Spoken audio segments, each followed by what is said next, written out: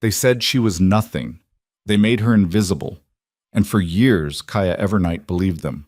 But the night the Alpha King walked into Thornfield Pack and stopped dead in his tracks, staring at the girl scrubbing floors in the corner, everything shattered. Because the most powerful wolf in the realm looked at her and said one word that changed everything. Mine. This is the story of the Omega they tried to erase, the girl who wasn't supposed to exist, and the voice that brought an entire kingdom to its knees. Stay until the end. Drop a like. Tell us where you're watching from. Let's begin. Kaya's knees hurt. That was the first thought every morning. Not hope, not dreams, just the dull ache in her joints from kneeling on stone floors for hours. She was on those floors now, scrubbing the entryway of the pack house, while wolves in silk and leather swept past her like she was part of the furniture. Actually, furniture got more attention. Move! Someone snapped, and Kaya flinched sideways just as a polished boot nearly connected with her ribs. She didn't look up. Looking up was dangerous. Looking up meant they remembered you existed, and when they remembered, things got worse. She kept her head down and scrubbed harder. The Thornfield Pack was celebrating tonight. The whole territory buzzed with it. The Alpha King was coming. Lucian Varric himself, ruler of the Northern Territories, the wolf so powerful that even other alphas lowered their eyes when he entered a room. He was touring the packs, they said, choosing allies, offering alliances. And Kaya would spend the night in the basement because Omegas, especially the last Omega in Thornfield, weren't allowed at gatherings. Is this clean? A sharp voice cut through her thoughts. Kaya looked up just enough to see Beta Marcus towering over her, his lips curled in disgust. He was young for a beta, maybe 25, with the kind of cruelty that came from never being told no. Yes, Beta, Kaya whispered. Doesn't look clean. He dragged his boot across the section she'd just finished, leaving a muddy streak. Do it again. Her throat tightened, but she nodded. Yes, Beta. He walked away laughing with his friends. Kaya heard their voices fade down the hall. Can you believe she's still here? Should have been exiled years ago. Dead weight. She dipped her brush back into the bucket and started over. This was her life. 16 years of it. She'd been born an Omega in a world that had decided Omegas were obsolete, a rank that no longer served a purpose. Most packs had none. Thornfield had one, her, and they never let her forget it was one too many. Her parents had died when she was 4. A rogue attack, they said, though no one ever gave her details. She'd been raised by the pack, which really meant raised by no one. Fed enough to survive. Given the jobs no one else wanted. Taught to keep her head down, her voice quiet, her existence small. And she'd learned. Oh, she'd learned so well. Kaya. She jumped. The voice belonged to Mira, one of the younger she-wolves, who at least had the decency to sound uncomfortable when she spoke to Kaya. Alpha Garrett wants you in the kitchens. They need extra hands before tonight. Of course. Kaya stood, her knees protesting, and grabbed her bucket. Thank you. Mira hesitated, then lowered her voice. Just stay out of sight tonight, okay? When the king arrives, don't give anyone a reason to... I know. Kaya managed a small smile. I always do. Mira nodded and hurried off. The kitchens were chaos. Steam, smoke, shouting. Kaya slipped in through the back entrance and immediately got pulled into peeling potatoes by the head cook, a gruff woman named Hilda, who at least treated Kaya like a worker instead of a stain. Fast as you can, girl. We've got 200 mouths to feed, and the king's entourage is twice the size we expected. Kaya's hands flew. She was good at this. The mindless tasks. The ones where you didn't have to think, just do. Peel, chop, stir, clean. Repeat. Around her, the other kitchen workers gossiped. I heard the king's looking for a mate. About time. He's what, 30? And still unmated? My cousin works in the capital. She says he's rejected 17 potential matches already. 17. He's waiting for his fated mate, obviously. Romantic, if you ask me. Stupid, if you ask me. Fated mates are rare. He could be waiting forever. Kaya kept her head down and kept peeling. Fated mates. The stuff of legends and fairy tales. The idea that somewhere in the world there was one person whose soul called to yours, whose wolf recognized yours on some primal level that transcended logic or choice. She'd never felt it, never even hoped for it. Hope was a luxury for wolves who mattered. You, Kaya looked up. Beta Marcus again, this time with two of his friends flanking him. Alpha wants you out of sight before the guests arrive. Go to your room, now. But the cook said, "Did I stutter?" Hilda stepped forward. "She's needed here, Beta. We're short-staffed as it is." Marcus's eyes flashed yellow, Wolf rising to the surface. "Are you questioning me?" "No, Beta." Hilda backed down immediately. Of course she did. No one stood up to ranked wolves for an Omega. Kaya set down her peeling knife and wiped her hands. "It's fine. I'll go." She didn't wait for a response. She just walked out of the kitchen, through the servants' corridor, and down the narrow staircase that led to the basement level where the lower-ranked wolves slept. Her room wasn't really a room. It was a storage closet that someone had shoved a cot into. No window. One thin blanket. A trunk at the foot of the bed that held everything she owned. 3 changes of clothes, a hairbrush, and a book she'd found in the trash 5 years ago and read so many times the pages were falling out. She sat on the cot and listened to the sounds above her. Footsteps. Voices. Music starting up. The celebration beginning. Hours passed. She tried to read, but the words blurred. She lay down, stared at the ceiling, counted the cracks in the stone. Then, footsteps in the hall. Multiple sets. Heavy, purposeful. Kaya sat up, alert. The door slammed open. 4 wolves stood there, Beta Marcus, 2 enforcers, and someone she didn't recognize. A woman in expensive clothes, her hair pulled back severely, her eyes cold. "This is her?" the woman asked. "That's her," Marcus said, disgust dripping from every word. The woman studied Kaya like she was examining a bug. "How old?" 16. "Rank?" "Omega." "Bloodline?" Marcus shrugged. "Dead parents, no records, nothing special." The woman pulled out a small device, some kind of scanner, and pointed it at Kaya. It beeped 3 times, then flashed red. The woman's expression changed. "Get Alpha Garrett. Now." "What? Why?" "Just do it." One of the enforcers ran. Marcus stepped closer to Kaya, his wolf eyes glowing. "What did you do?" "Nothing." Kaya pressed herself against the wall. "I didn't do anything, I swear." "Quiet." Alpha Garrett arrived within minutes. He was a large man, broad-shouldered and gray-haired, with the kind of authority that made even other alphas hesitate. He took one look at the woman's face, and his own went pale. "Explain." The woman held up the scanner. "This Omega is suppressed." Silence. Then Garrett laughed. "That's impossible. We monitor every—" "She's suppressed," the woman repeated, her voice sharp as a blade. "And not with herbs or teas. This is chemical suppression. Injections, long-term, probably years." "That's—" Garrett stopped. His eyes cut to Marcus, then to Kaya. "Who had access to her?" "Sir, Who?" "The medic." Marcus's voice shook. "Doc Brennan handles all her medical care." "Get him, now!" But before anyone could move, a voice echoed down the hallway, deep, commanding, laced with power that made every wolf in the room freeze. "What's going on here?" Kaya's wolf, dormant for 16 years, suddenly surged inside her chest. Alpha Garrett spun around. "Your Majesty, this is a pack matter." "In my presence?" The voice came closer. "I don't think so." And then he was there. Lucien Varick. Kaya had never seen anyone like him. He was tall, taller than Garrett, with dark hair and eyes that seemed to see through walls. He wore all black, simple but clearly expensive, and he moved with the kind of fluid grace that came from absolute confidence in your own power. Every wolf in the room dropped their gaze and bared their necks in submission. Except Kaya.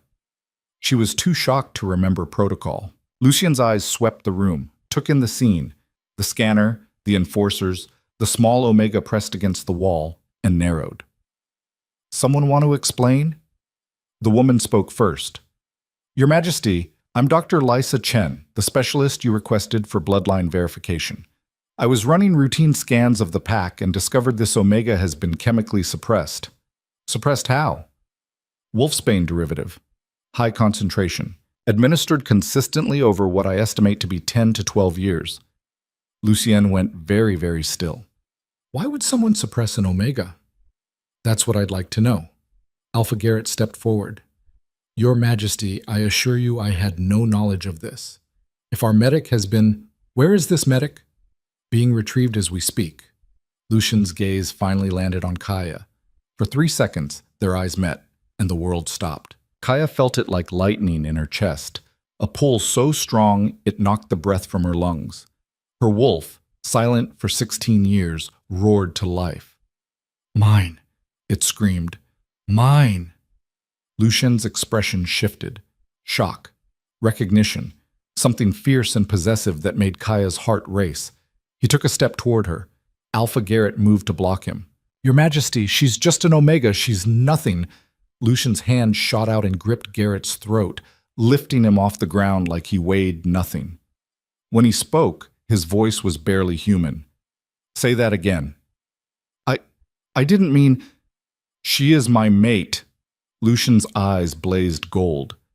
And if I find out you had anything to do with what was done to her, I will rip this pack apart stone by stone. Am I clear? He dropped Garrett, who collapsed gasping. Then Lucien turned back to Kaya, and his expression softened. What's your name? She couldn't speak, couldn't breathe, couldn't process what was happening. Your name, he repeated, gentler this time. Kakaya. It came out barely a whisper. Kaya. He said it like he was tasting it. I'm Lucien, and I need you to tell me the truth. Did you know about the suppression? She shook her head. Did anyone tell you why you were different from other wolves? Another headshake. His jaw clenched. He looked at Dr. Chen. How bad is it? Won't know until I run full blood work, but if I'm right about the dosage— She trailed off. It's a miracle she's alive. Get her to the medical wing, now, full workup. I want to know everything, what she's been given, how long, and what it's hiding. Yes, Your Majesty. Dr. Chen moved toward Kaya, but Lucian held up a hand. I'll take her. Your Majesty, protocol. I'll take her.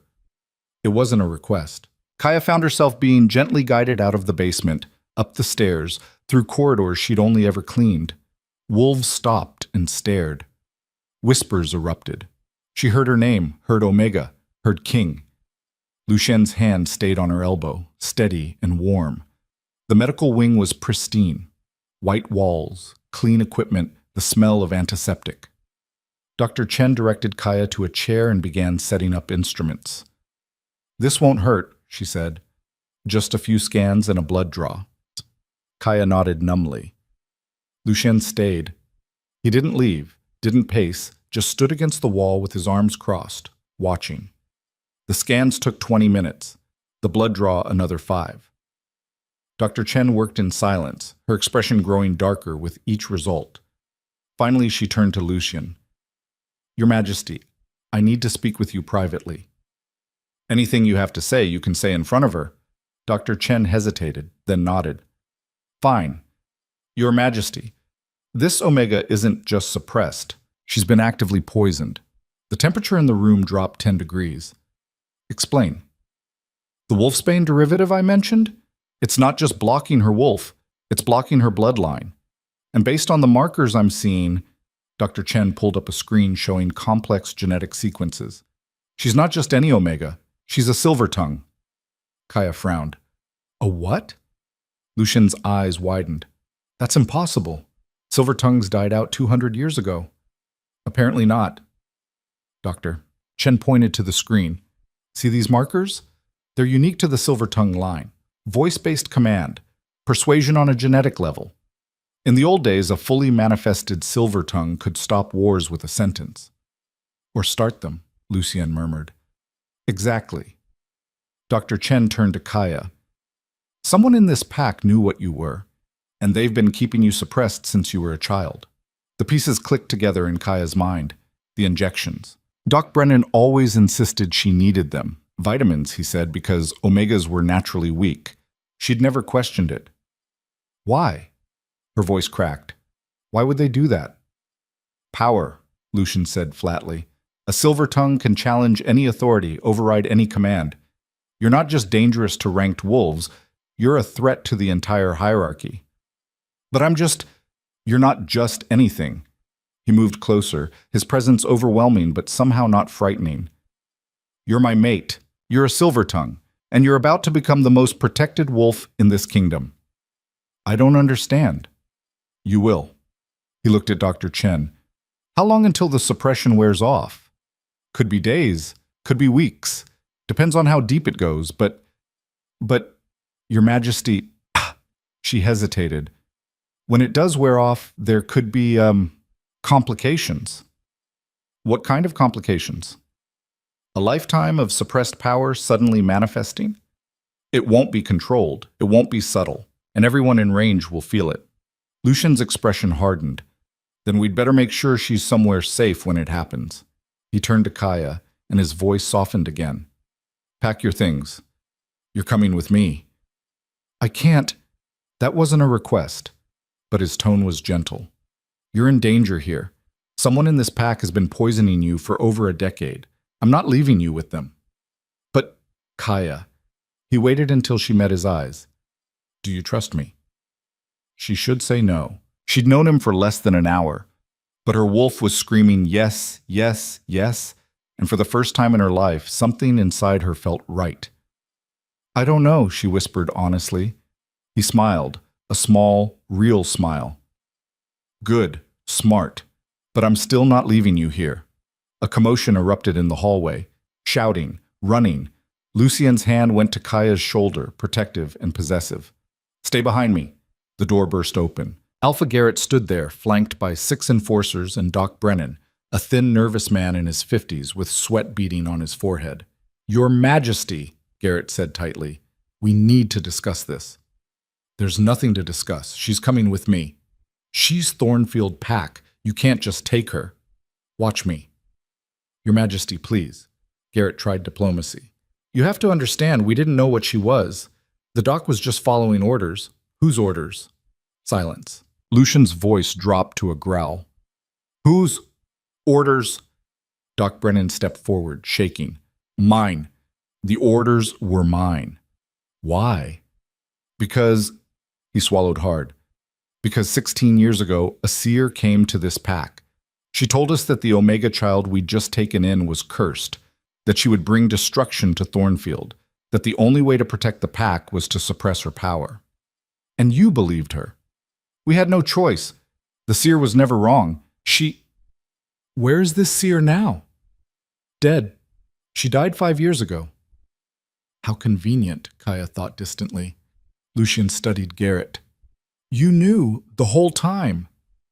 I was protecting my pack. By poisoning a child. Lucian's voice could have cut steel. By keeping her locked in a basement. By treating her like she was less than nothing. She's an Omega. She's a silver tongue. And she's my mate. Lucian's power filled the room, pressing down on every wolf until they struggled to stay upright. Which means what you did to her, you did to me. Garrett's face went white. Your Majesty, you have 2 choices.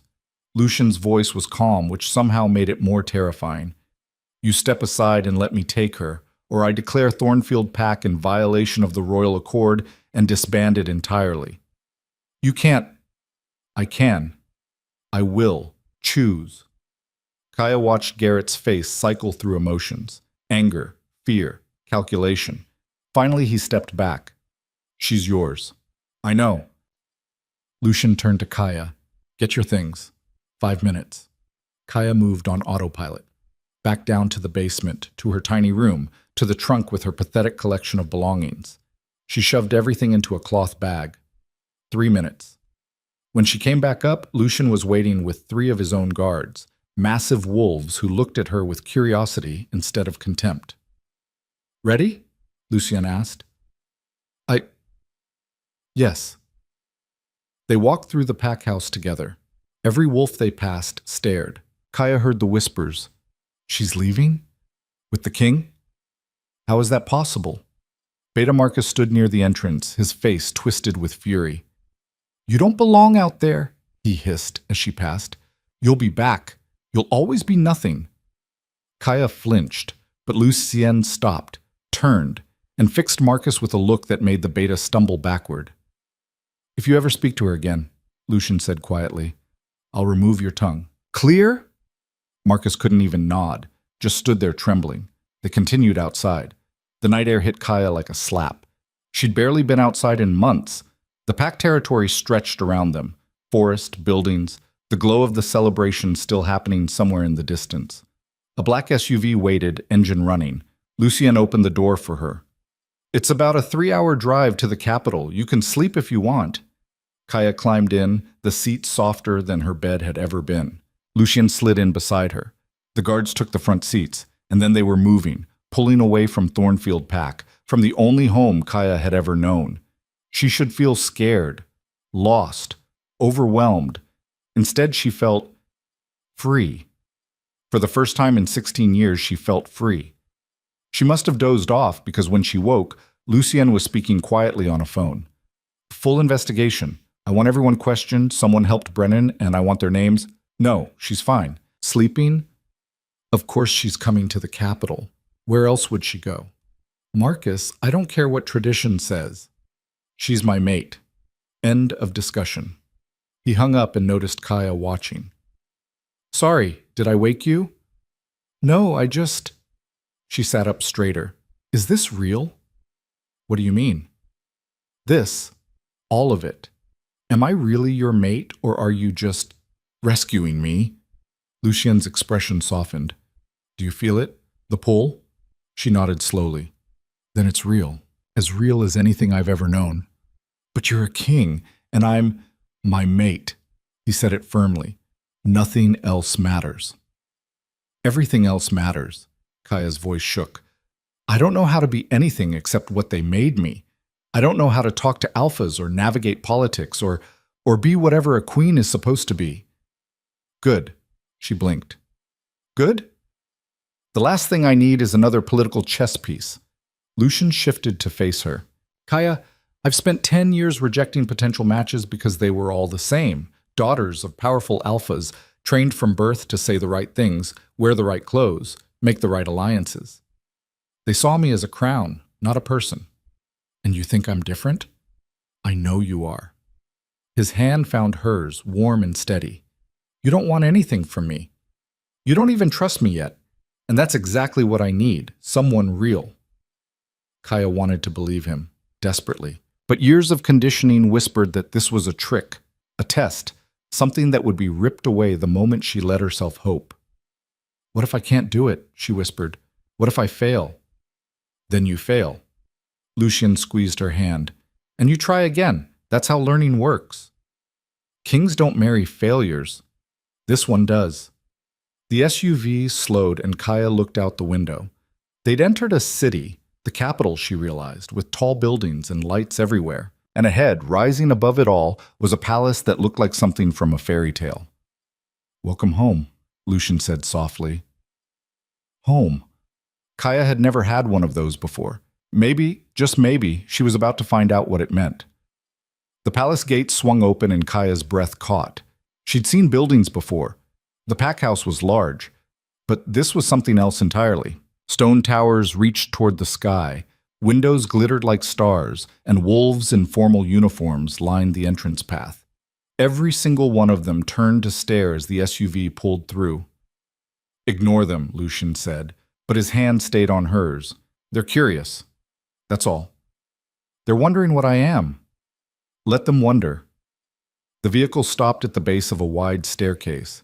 A woman appeared at the door, older, maybe 50, with silver hair pulled into a tight bun and the kind of posture that screamed authority. "Your Majesty." She bowed slightly. "Welcome home." "Ilara." Lucien stepped out and helped Kaya down. "This is Kaya Evernight, my mate. She'll need rooms prepared, a full wardrobe, and..." "Your Majesty." Ilara's voice was carefully neutral. "Perhaps we should discuss the arrangements privately?" "No need. Kaya stays in the Queen's wing, adjacent to mine." Ilara's expression didn't change, but Kaya saw her fingers tighten on the tablet she carried. "Of course. I'll have everything ready within the hour."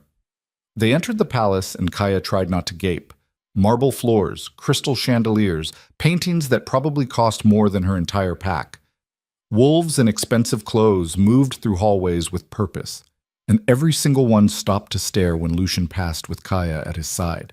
The whispers started immediately. "Is that her? She doesn't look like much. I heard she's from some backwater pack. An Omega? Really?" Lucian's jaw tightened, but he didn't respond. Just kept walking, kept his hand on Kaya's elbow, until they reached a wing of the palace that felt quieter, more private. "These are your rooms," he said, opening a set of double doors. Kaya stepped inside and nearly stumbled. The space was bigger than the entire basement level at Thornfield. A massive bed dominated one wall, draped in silk. Floor-to-ceiling windows overlooked gardens that seemed to go on forever. There was a sitting area, a desk, doors leading to what looked like a bathroom and a closet. "This is too much," she whispered. "This is yours." Lucienne moved past her to check the windows. Making sure they locked, she realized. Security. "Alara will bring clothes.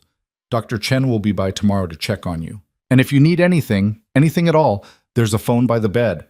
Press 1 and it connects directly to me." "You're leaving?" "I have to brief my council. They need to know about Thornfield, about the suppression, about—" He gestured vaguely. "Everything. They're not going to like it. They don't have to like it." But his expression said he knew she was right. "Get some rest. Tomorrow's going to be difficult." He left before she could ask what he meant. Kaya stood alone in the massive room and felt smaller than she ever had in her basement closet. At least there, she'd known her place. Here, she was adrift. A knock at the door made her jump. "Come in?" Alara entered, followed by 3 younger women carrying armfuls of clothes. They moved efficiently, hanging everything in the closet, laying out nightclothes on the bed. "These should suffice for now," Alara said. "Tomorrow, we'll have a proper fitting." "Thank you." Alara dismissed the others with a gesture, then turned to Kaya. Her eyes were sharp, assessing. "You're very young, 16, and completely unprepared for what's coming." Kaya lifted her chin. "I know that." "Do you?" Alara moved closer.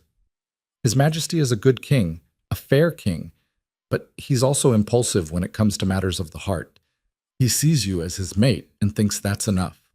But the council, the other packs, the entire kingdom, they'll see you as a threat." "I'm not a threat to anyone." "You're a silver tongue. Of course you're a threat." Alara's voice softened slightly. "Child, I'm not trying to frighten you. I'm trying to prepare you. The council meets tomorrow. They're going to challenge your presence here. Probably try to convince the king to delay any formal bonding until you've proven yourself." "Proven myself how?" "That's the question, isn't it?" Alara moved toward the door. "My advice? Keep your head down. Don't speak unless spoken to, and whatever you do, don't use your gift." "I don't even know how to use it." "Good. Keep it that way." She left. Kaya changed into the nightclothes, soft cotton that felt like luxury against her skin, and climbed into the bed. It was too big, too soft. She lay there staring at the ceiling, listening to unfamiliar sounds, and wondered if she'd made a terrible mistake. Her wolf stirred, restless and confused. It had been so quiet for so long, and now it was waking up with nowhere to go. Sleep came in fits and starts, full of dreams where she was running through forests she didn't recognize, chasing something she couldn't name. Morning arrived too fast. A different woman brought breakfast, a tray loaded with more food than Kaya usually ate in a week. Fresh fruit, pastries, eggs, juice. "His Majesty asked that you join him in the council chamber at 10, the woman said. "I'm to help you dress." I can dress myself." "Of course, miss, but for a council meeting, there's protocol." Protocol apparently meant formal clothes. The woman, her name was Senna, guided Kaya into a deep green dress that fit perfectly, then did something complicated with her hair that involved pins and braids. Makeup followed, subtle but polished. When Senna finally let her look in the mirror, Kaya barely recognized herself. "You look like a queen," Senna said approvingly. Kaya looked like an imposter. At 10 exactly, a guard arrived to escort her. They walked through corridors that seemed endless, past wolves who stopped to stare with expressions ranging from curiosity to outright hostility. The council chamber was enormous, a circular room with a domed ceiling, tiered seating rising around a central floor. 20 wolves sat in the seats, mostly older, all wearing formal attire and expressions that said they'd already made up their minds about her. Lucien stood in the center, and when Kaya entered, his whole face changed. Relief, warmth. He crossed to her immediately. "You didn't have to come," he said quietly. "I could have handled this alone." "They're talking about me. I should be here." "They're going to say things. I know." He studied her face, then nodded and guided her to a seat beside his own elevated chair. The message was clear. She wasn't just a visitor. She was seated at his right hand. The room erupted in murmurs. Lucien raised a hand and silence fell.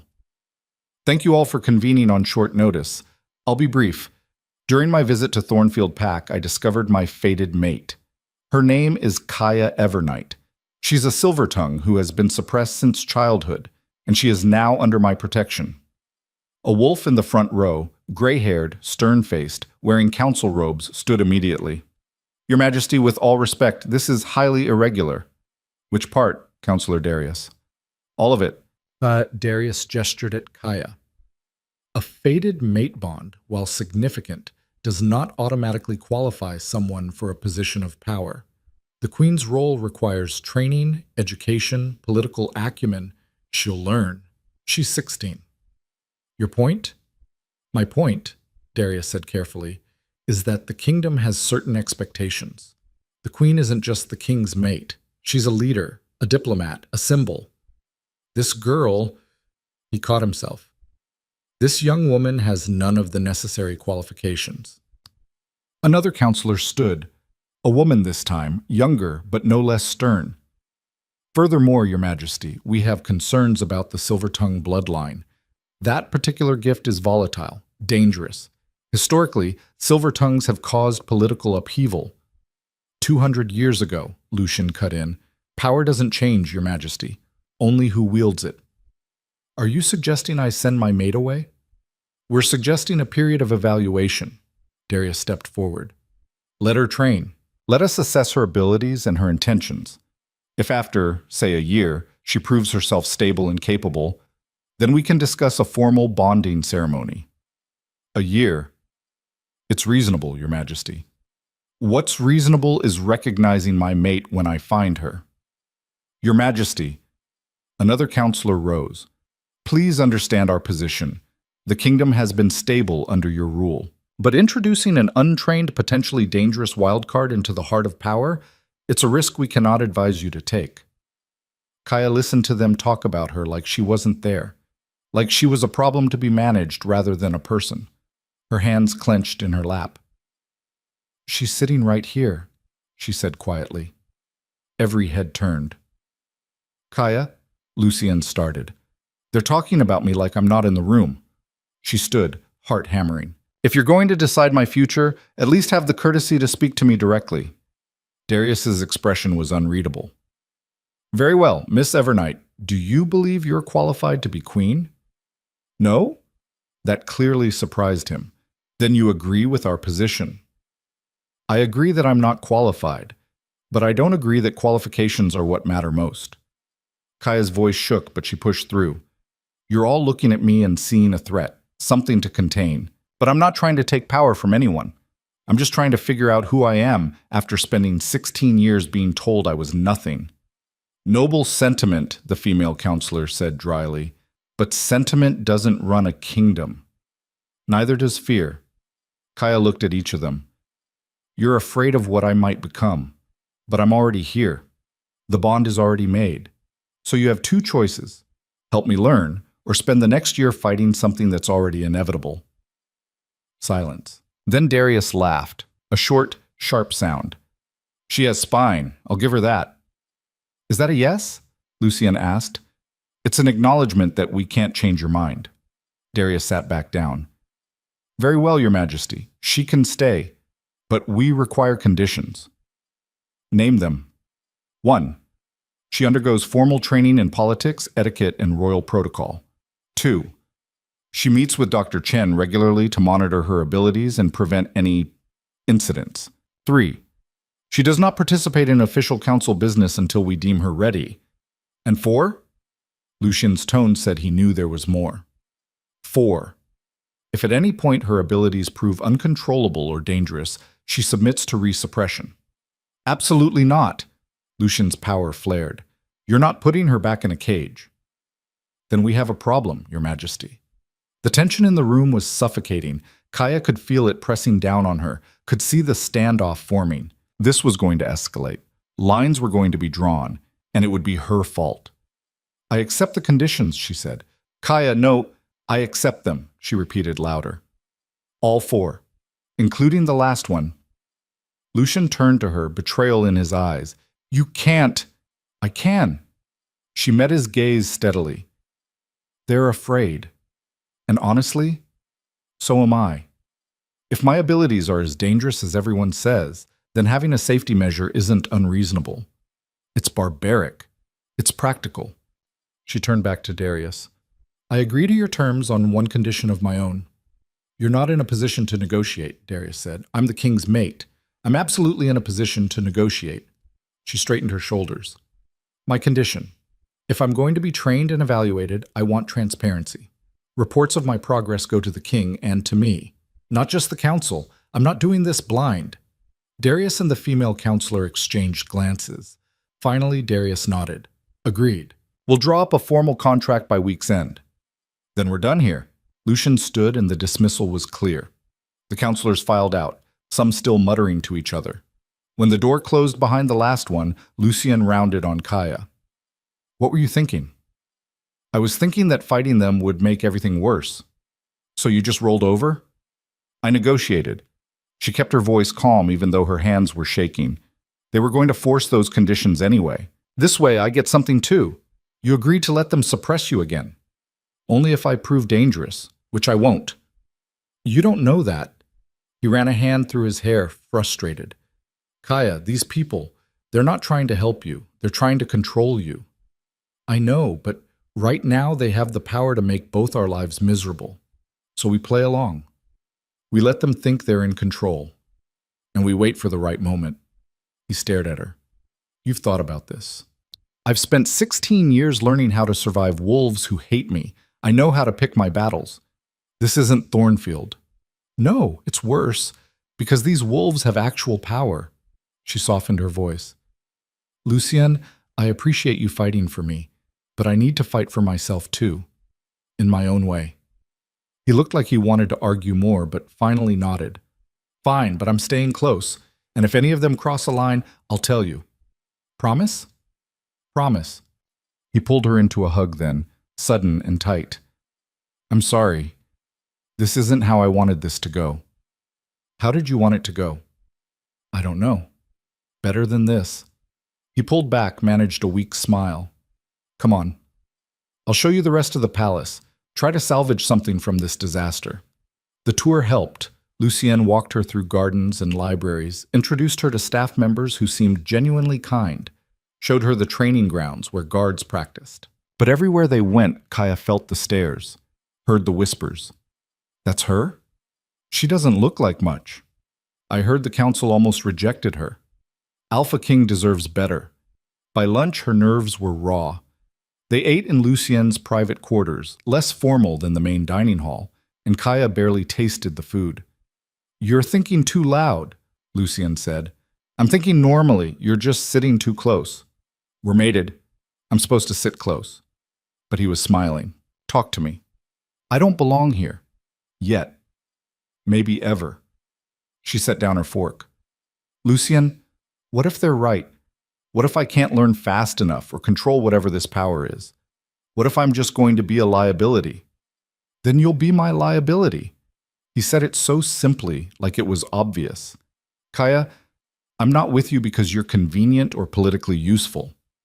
I'm with you because my wolf recognized yours. Because when I look at you, something settles that's been restless my entire life. The rest? We'll figure it out. You make it sound easy. It's not easy. It's just worth it. She wanted to believe him. She did, but doubt had lived in her head so long it was hard to evict. That night, Dr. Chen arrived for the first official checkup. She ran more scans, drew more blood, asked questions about how Kaya was feeling. Any headaches? Dizziness? Strange sensations in your throat? No. Should there be? Not necessarily, but as the suppression wears off, you might experience physical symptoms. Think of it like a muscle you haven't used in years suddenly waking up. Dr. Chen made notes on her tablet. I'm going to give you some exercises, vocal ones. Nothing dramatic, just scales, breathing techniques. Help you get used to using your voice in different ways.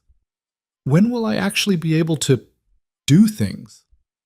Hard to say. Could be weeks, could be months. Dr. Chen looked up. But Kaya, when it does manifest, you need to tell someone immediately. Don't try to handle it alone. Why? What will happen? Silver tongues at full power can compel obedience with their words, make people do things against their will. It's intoxicating, and if you're not careful, you'll use it without meaning to. I would never. Everyone says that, and then they do. Dr. Chen's expression was kind but firm. I'm not trying to scare you, just prepare you. Power without discipline is dangerous, especially power like yours.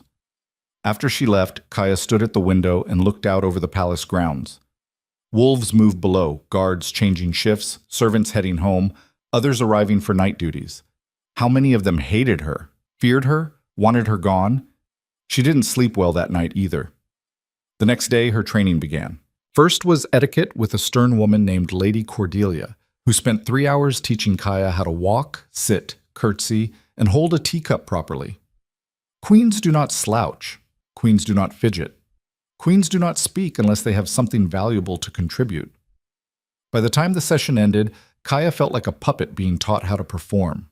Next was history with a scholar named Professor Magnus, who droned on about pack alliances and territorial disputes from centuries past. The Silver Tongue line played a significant role in the War of Three Territories. Their ability to sway leaders made them valuable assets and prime targets. What happened to them? Kaya asked. Extinction. Mostly. Magnus flipped through his notes.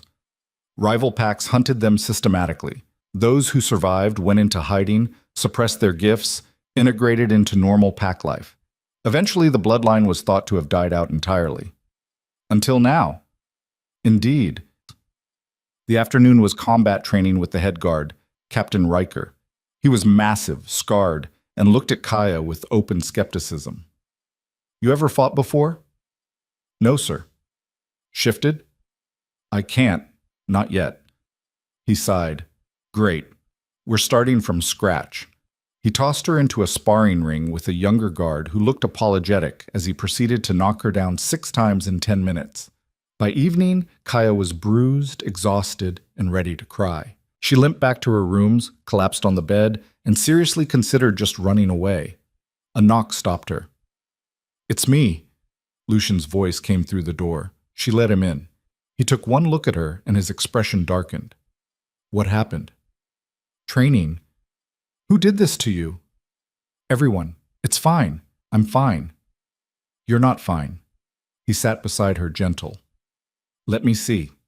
She showed him the bruises on her arms from sparring, the blisters on her feet from walking drills. He touched each one carefully, his jaw tight.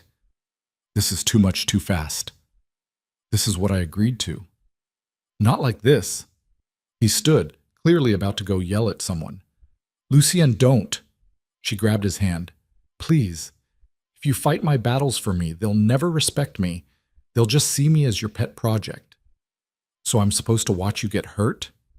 You're supposed to trust that I can handle it. He looked tortured but finally nodded. One condition. You tell me if it gets too bad. Not suffer in silence. Actually tell me.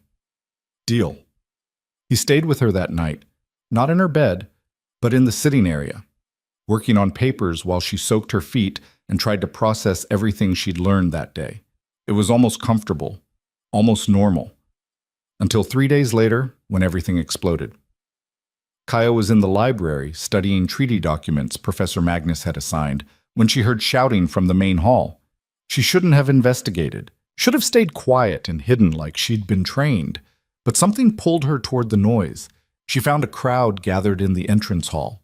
At the center stood a woman, young, beautiful, dressed in expensive clothes that screamed high-ranking pack. She was yelling at Alara while a group of equally well-dressed wolves stood behind her. Where is she? Where's the little Omega who thinks she can steal an Alpha King? Lady Helena, please. Alara looked stressed. His Majesty is in meetings. I don't care about meetings. I care about the fact that some nobody from nowhere has wormed her way into my place. Your place? Ilara's voice went cold. His Majesty never... We had an understanding. Everyone knew I was going to be queen. And then this child appears and ruins everything. Helena's eyes swept the crowd and landed on Kaya. You're her, aren't you? Kaya should have backed away. Should have found a guard. Should have done anything except stand there frozen. Helena stalked toward her. Look at you. You're nothing. A little scared Omega who can't even hold her head up properly. Lady Helena, that's enough. Ilara moved to intervene, but Helena's wolves blocked her. I want to know what you did, Helena said, stopping right in front of Kaya. What trick you used. What lies you told to make him think you're his mate. I didn't. Don't lie to me. Helena's voice cracked like a whip, and Kaya flinched. You're not special. You're not powerful. You're just lucky. And luck runs out. Something hot flared in Kaya's chest. Not anger, something deeper. Something that had been sleeping her whole life and was now stretching awake. Back off, Kaya said quietly. Helena laughed. Or what? I said back off. This time, power threaded through the words. Real power. The kind that made every wolf in the hall freeze. Helena's eyes went wide. She took 3 steps back without meaning to, her wolf forced into submission by something she didn't understand. The silence was deafening. Then Helena recovered, fury replacing shock. You dare use compulsion on me? I didn't mean to... She attacked me. You all saw it. Helena looked around wildly. She used her gift as a weapon. That's not what happened, someone in the crowd said, but their voice was drowned out by others. Silvertongue can't be trusted. I knew this would happen. She's dangerous. The accusations flew, and Kaya stood in the center of them, her chest still burning with power she didn't know how to control. She looked for Ilara, for anyone who might help, but even the staff looked frightened now. She'd just proven every fear the council had right. What's going on here? Lucian's voice cut through the chaos like a blade. He appeared at the top of the main staircase, Captain Riker and 2 other guards flanking him. Helena immediately shifted tactics, tears appearing. Your Majesty, thank goodness. She attacked me, used her power to... I saw what happened. Lucien descended the stairs, his expression unreadable. Kaya defended herself after you cornered and threatened her. I was merely asking questions. You were aggressive and threatening in my palace. To my mate. He stopped in front of Helena. You need to leave. Your Majesty, please, I only came because I care about you. About the kingdom. This girl is dangerous. You saw what she just did. She can't control her power. What happens when she uses it on you? That's my concern, not yours. But leave, now, before I have you escorted out. Helena stared at him, disbelief turning to humiliation. Finally, she spun on her heel and stormed out, her entourage scrambling to follow. The crowd dispersed quickly after that, leaving just Kaya, Lucien, and the guards. Lucien turned to her. Are you hurt? She shook her head, not trusting her voice. Come on. He led her to a private study and closed the door. Only then did his composure crack. What were you thinking? I wasn't. She wouldn't stop, and I felt something build, and you used compulsion. I didn't mean to. That doesn't matter. He paced, agitated. Kaya, the council is going to hear about this within an hour. They're going to say you're unstable, that you need to be suppressed immediately. I know. Her voice was small. I'm sorry. Don't apologize to me. Just... He stopped pacing, ran both hands through his hair. We need to control this, fast. How? I don't know yet, but we'll figure it out. He looked at her, and his expression softened slightly. This isn't your fault. Helena shouldn't have cornered you like that. Who is she? An Alpha's daughter from the Eastern Territories. She's been angling for a queen position for years. Thought she had it locked in before I found you. So she hates me. She's jealous. There's a difference. He moved closer, took her hands. Kaya, listen to me. What happened out there? That's going to happen again. Your power is waking up, and until you learn to control it, you're going to have moments like this. Then maybe they're right. Maybe I should be suppressed. No. The word was absolute. We'll train you properly. I'll bring in specialists, other voice users, whatever it takes, but we're not putting you back in a cage. A sharp knock interrupted them. Captain Riker entered without waiting for permission. Your Majesty, the Council has called an emergency session. They're demanding Miss Evernight appear immediately. Of course they are. Lucian's jaw clenched. Tell them we'll be there in 10 minutes. Sir, they said. 10 minutes. Riker left. Lucien turned back to Kaya. They're going to push for suppression. I need you to stay calm, stay quiet, and let me handle this. I can speak for myself. I know you can, but right now, every word out of your mouth could be used against you. So please, trust me. She did. She hated it, but she did. The council chamber was packed when they arrived. Not just the usual 20 counselors. There were at least 50 wolves present, including several she recognized as visiting alphas. This wasn't a session. This was a trial. Counselor Darius stood as they entered. Your Majesty, Miss Evernight, thank you for joining us. Let's skip the pleasantries, Lucian said. What do you want? An explanation. Reports indicate that Miss Evernight used compulsion against Lady Helena in the main hall, unprovoked. Provoked, Lucian corrected. Helena cornered her and made threats. Verbal threats hardly justify magical assault. It wasn't assault. It was 2 words, back off, after sustained harassment. 2 words that forced a ranked alpha's daughter into submission. Another counselor rose. Your Majesty, this is exactly what we feared. She cannot control her abilities. She's a danger to everyone around her. She's still learning. Then she needs to learn in a controlled environment. We propose immediate suppression until such time as she can demonstrate mastery over her gift. No. Your Majesty, I said no. Lucian's power filled the room. You're not touching her. Then you leave us no choice. Darius's voice was hard. We invoke Article 7 of the Royal Charter. The Council has the authority to override the King's decision in matters of kingdom security. Silence fell like a hammer. You're staging a coup, Lucian said quietly. We're protecting the kingdom. There's a difference. Not to me. The standoff was broken by an unexpected voice. Wait. Everyone turned. Kaya stood, her heart hammering so hard she thought it might break through her ribs. I have something to say. Kaya, Lucian started, please. She looked at him. Let me try. He studied her face, then stepped back slightly, giving her space. Kaya turned to face the council, 50 pairs of eyes, most hostile, a few curious, none friendly. You're right, she said. I can't control my power. What happened with Helena proved that. But suppressing me again isn't the answer. Then what is? Darius asked.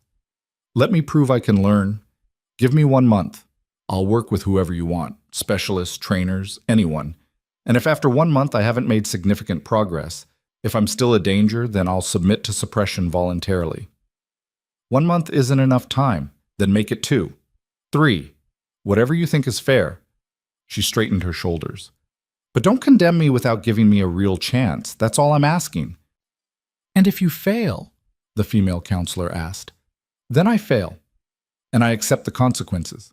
Murmurs rippled through the chamber.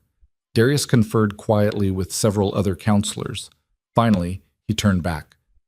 2 months. You'll train under supervision. Daily reports will be submitted to this council. And at the end of 2 months, we will evaluate your progress. If we deem you safe, you may remain. If not, you will be suppressed. Permanently. The word permanently hit like a punch. Agreed, Kaya said before Lucian could object. Then we're adjourned. The chamber emptied. Lucian waited until they were alone before rounding on her. Permanently? Kaya, do you understand what that means? I understand that I just bought us time. You bought yourself a death sentence if you fail. Then I won't fail. She met his eyes. I can do this. I have to. He looked at her for a long moment, then pulled her into his arms. You're either the bravest person I've ever met or the most reckless. Can I be both? He laughed despite himself. Yeah, you can be both. But as they left the chamber, Kaya caught sight of several counselors watching them. Their expressions said what their words hadn't. They expected her to fail. They wanted her to fail, and they would do everything in their power to make sure she did. The training started the next morning at dawn, and it was nothing like what Kaya had experienced before. Her new instructor was a woman named Vera Cross, thin, sharp-eyed, with gray streaking through her black hair and a voice that could cut glass. She stood in the middle of a soundproof training room deep in the palace basement, arms crossed, waiting. "You're late," Vera said when Kaya arrived at exactly 6. "I'm on time. Early is on time is late. Late is unacceptable." Vera circled her like a predator. "I'm told you have silver-tongue blood but no control, that you accidentally compelled an alpha's daughter and nearly started a political incident." "That's accurate." "Good. At least you're honest." Vera stopped in front of her.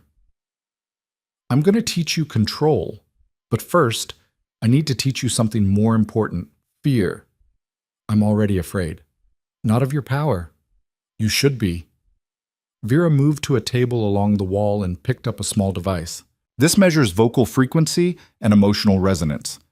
When a silver tongue speaks with intent, specific patterns emerge. I'm going to teach you to recognize those patterns so you can stop yourself before you accidentally destroy someone's free will. "How do you know so much about this?" "Because I'm one too." Vera's smile was cold. "Suppressed, obviously. Have been for 30 years. I choose to keep it that way." Kaya stared. "Why?" "Because I've seen what this power does to people. It's addictive. You start small, convincing someone to bring you coffee, making a guard look the other way, but it grows. Soon you're rewriting people's thoughts, bending them to your will, and you don't even notice because it feels right. Natural." Vera set the device down. "By the time you realize you've become a monster, it's too late." "I would never..." "Everyone says that. Then they do exactly that." Vera's expression softened slightly. "I'm not trying to scare you off. I'm trying to make you understand the stakes. This power? It's a weapon. And weapons don't care about good intentions." They spent the next 4 hours on breathing exercises. Just breathing. In through the nose, out through the mouth, controlling the rhythm, feeling how air moved through her throat. It was boring, tedious. And by the 3rd hour, Kaya wanted to scream. "Why are we doing this?" she finally asked. "Because your voice is a tool, and before you can use a tool, you need to understand how it works."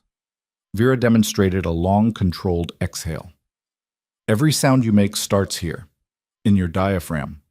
The air moves up through your vocal cords, shaped by your mouth and tongue. A silver tongue can infuse that air with intent, with will. But if you don't control the basics, you're just throwing power around, hoping it hits the right target. So we're building foundation." Exactly. It made sense. Kaya hated that it made sense. They broke for lunch. Kaya returned to her rooms to find Lucien waiting, papers spread across her desk. "How was it?" he asked. "Exhausting and boring." "Welcome to proper training." He gestured to the papers. "I brought you something, council meeting notes from the past year. Thought you might want to know what you're dealing with." Kaya sat and started reading. The notes were dense: political maneuvering, territorial disputes, resource allocation. But patterns emerged. Certain councilors always voted together. Others played both sides. And a few, including Darius, seemed to have their own agendas independent of Lucien's authority. "They don't trust you," she said. "They trust power. I have it, so they follow.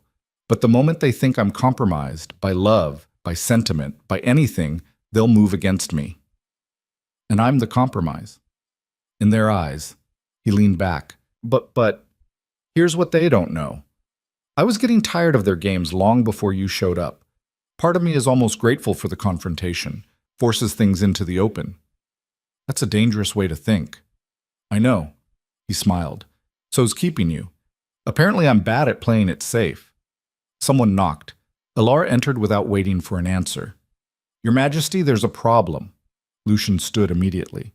"What kind of problem?" 3 packs have formally requested emergency council sessions. They're claiming Miss Evernight's presence violates the territorial accord. The accord has nothing to do with...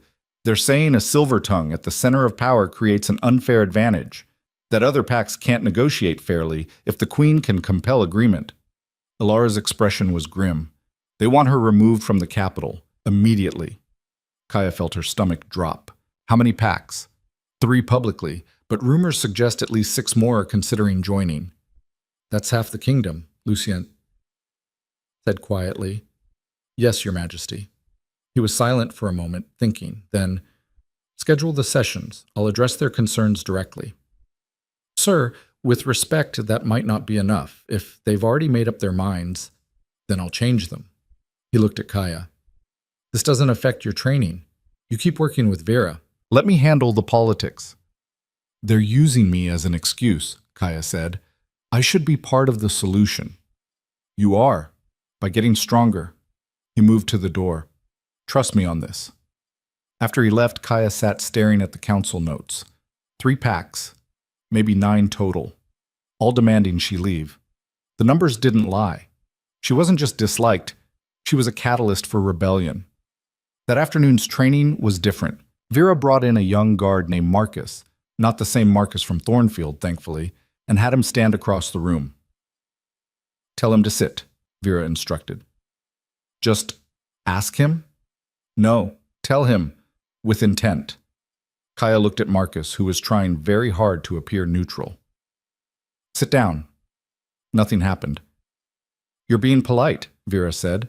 Silver-tongue power doesn't care about manners. You need to mean it, really mean it. I don't want to force him. That's the problem. You're afraid of your own power. Vera moved closer. Let me tell you something. Fear is good. Fear keeps you careful, but too much fear makes you useless. So stop being afraid of hurting him and start learning how not to. Kaya tried again. Sit down. Marcus swayed slightly but remained standing. Better. You're touching the power but not committing. Again. They repeated the exercise 30 times. By the end, Kaya could feel the power building in her chest, warm and insistent, but she couldn't quite channel it properly. That's enough for today, Vera finally said. You're forcing it. The power works best when you stop fighting yourself. That doesn't make sense. It will. Marcus left, looking relieved. Kaya stayed, frustrated. Why isn't this working? She asked. Because you don't believe you deserve it. Vera's voice was gentler than usual. Kaya, you spent 16 years being told you were nothing, that conditioning doesn't disappear overnight. Part of you still believes them. I'm trying. Trying isn't enough. You need to accept who you are, what you are, and that's going to take more than breathing exercises. Kaya returned to her rooms exhausted. She barely ate dinner, just collapsed into bed hoping sleep would come quickly. It didn't.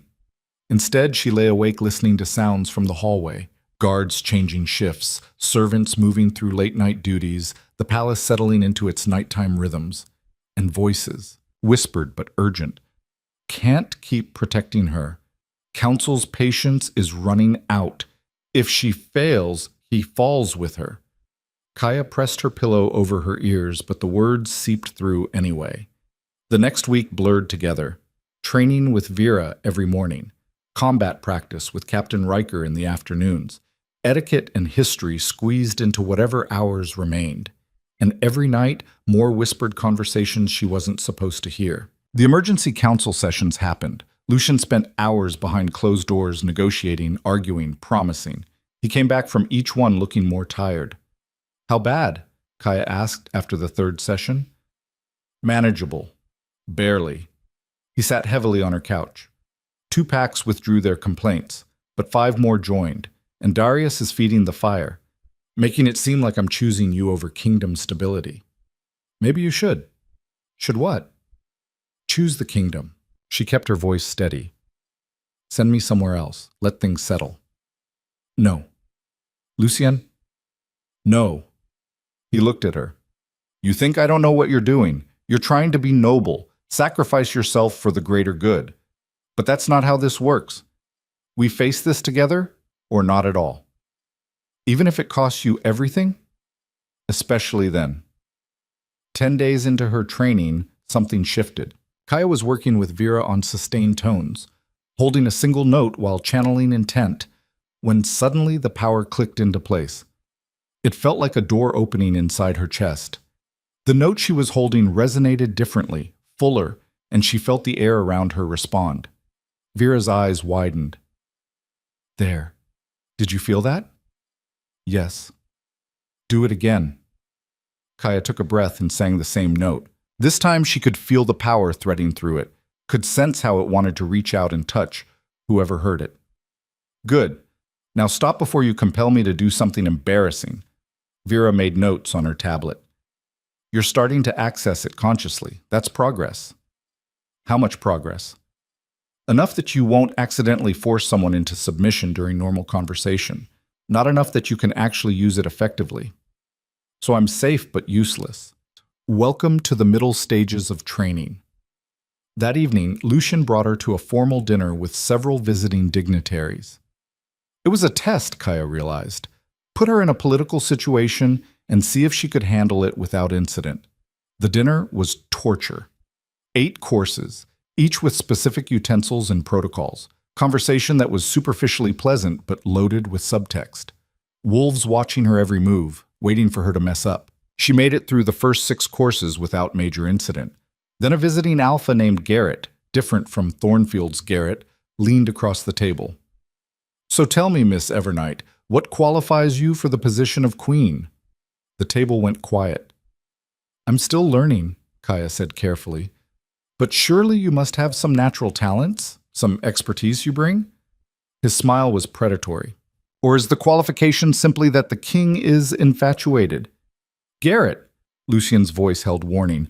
I'm merely curious, Your Majesty. After all, traditionally queens are chosen for their political acumen, their ability to unite territories. What does Miss Evernight offer? Kaya felt the power stir in her chest. It would be so easy to make him shut up, to force respect through compulsion rather than earning it. She swallowed the impulse. You're right, she said. I don't have political experience. I don't have territories or alliances or generations of training. What I have is a willingness to learn and a perspective that comes from being at the bottom looking up. Maybe that's not what you value in a queen, but it's what I'm offering.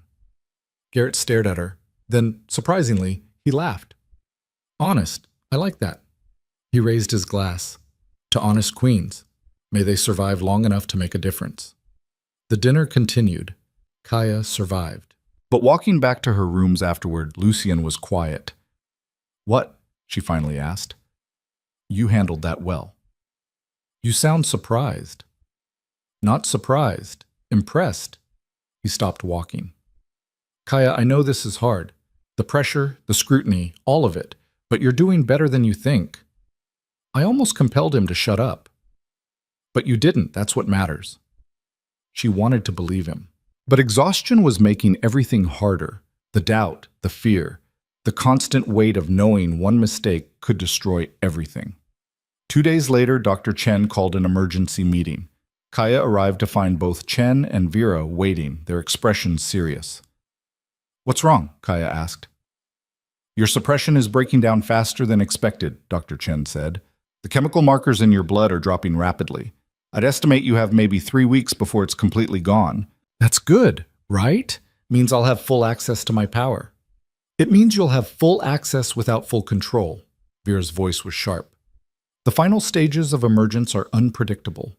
You could have episodes, moments where the power surges without warning, and until you learn to manage them, you're a danger to everyone around you. Including yourself, Dr. Chen added. Silver tongues have been known to accidentally compel themselves during emotional distress, create mental loops they can't escape. Kaya sat down, suddenly dizzy. What do I do? Accelerate your training, work twice as hard, and hope it's enough. Vera pulled out a schedule. Starting tomorrow, we train 6 hours a day. No breaks, no exceptions. The next 3 weeks were brutal. Kaya barely saw Lucian except in passing. She trained until her voice was hoarse, until her throat ached, until she couldn't tell the difference between her own thoughts and the power humming constantly under her skin.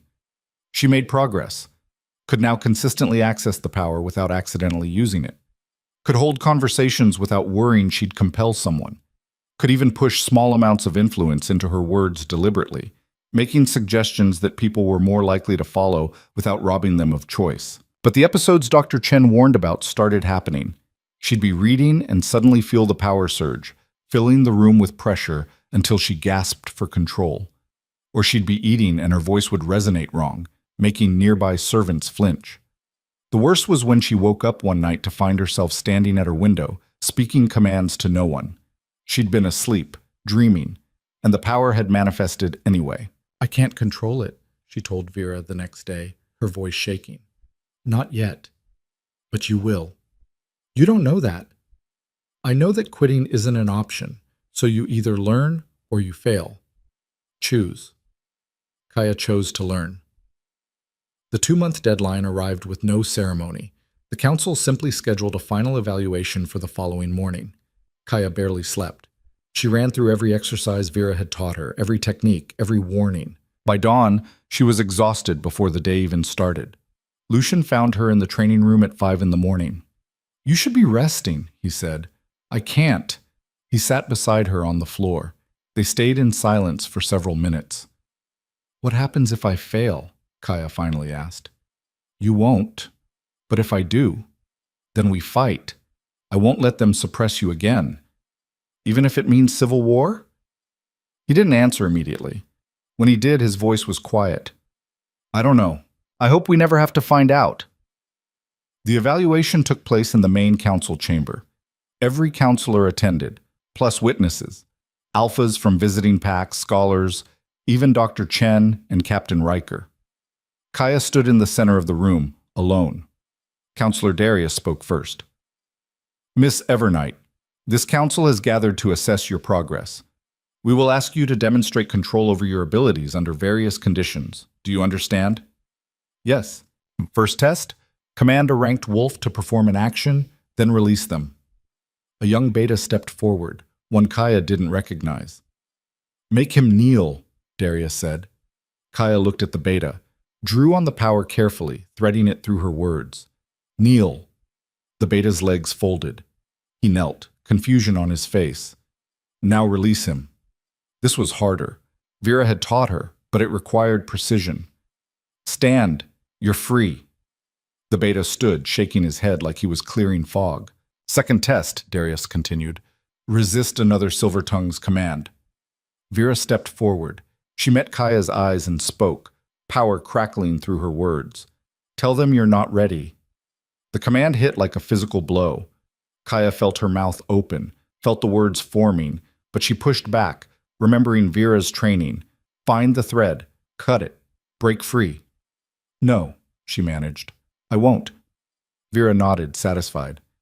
She resisted. That's significant. Third test. Darius's expression was unreadable. "Use your power to extract truth. We've prepared a witness who will lie to you. You must compel them to reveal what they're hiding." A woman was brought forward, middle-aged, nervous. "Tell us your name," Darius instructed. "Margaret." "Good. Now, Margaret, you're going to tell Miss Evernight that you were born in the Northern Territories. But that's a lie. You're actually from the South. Miss Evernight's task is to make you tell the truth." Margaret faced Kaya. "I was born in the Northern Territories, grew up there my whole life." Kaya could feel the lie, could sense how the words didn't quite match reality, but making someone tell truth against their will, that was violation on a fundamental level. "I can't," she said. "Can't or won't?" Darius asked. "Won't. That's not what this power should be used for. The power doesn't care about should, it cares about can." "I care about should." Kaya looked around the room. "You want me to prove I can control this gift? Fine. But control isn't just about using it. It's about knowing when not to use it. Compelling someone to reveal secrets they want to keep hidden. That's not control. That's abuse." Murmurs rippled through the chamber. "So you refuse the test," Darius said. "I refuse to violate someone's free will for a demonstration." "Even if refusing means you fail this evaluation?" Kaya's heart hammered. This was the trap. They'd backed her into a corner where either choice proved their point. Either she was too weak to use the power properly, or too dangerous because she would use it. "Yes," she said. "I refuse." The silence was absolute. Then someone started clapping, slowly, deliberately. Lucian stood. She passed. "Your Majesty," Darius started. The point of this evaluation was to determine if she could control her power responsibly. She just demonstrated exactly that. She has the ability to compel truth. I could feel her touching the power. But she chose not to because it was the wrong thing to do. Lucienne looked around the room. That's the kind of control we should want in someone with this gift. Not blind obedience to our tests, but moral reasoning about when and how to use it. That's not. I'm calling the vote. All in favor of declaring Miss Evernight safe and allowing her to remain in the capital, indicate now. Hands went up, slowly at first, then more quickly. Kaya counted. 23 out of 37 counselors. Not unanimous, but enough. Motion passes, Lucienne declared. The evaluation is complete. Miss Evernight is cleared. Relief flooded through her, so strong she almost collapsed. But Darius wasn't done. Your Majesty, a moment. There's another matter we need to discuss. What matter? We've received word from Thornfield Pack. Former Alpha Garrett has filed a formal complaint. He claims that Miss Evernight was removed from his territory illegally, that her suppression was medically necessary, and that the investigation you ordered was overreach of royal authority. Kaya went cold. He's challenging my authority? Lucienne's voice dropped dangerously low. He's requesting a formal hearing, and he has support. 7 other packs have signed on to his petition.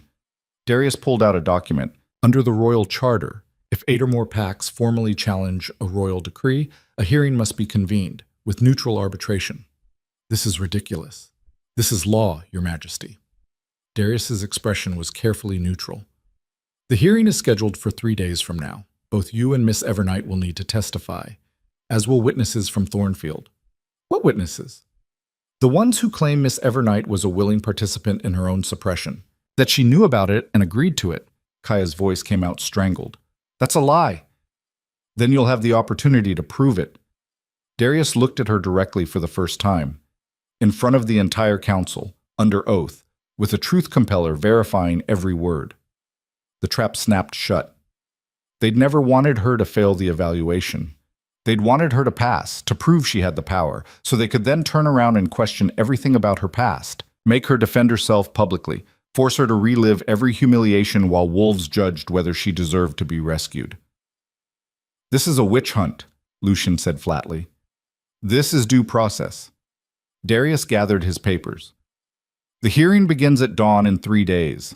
I suggest you both prepare. The chamber emptied.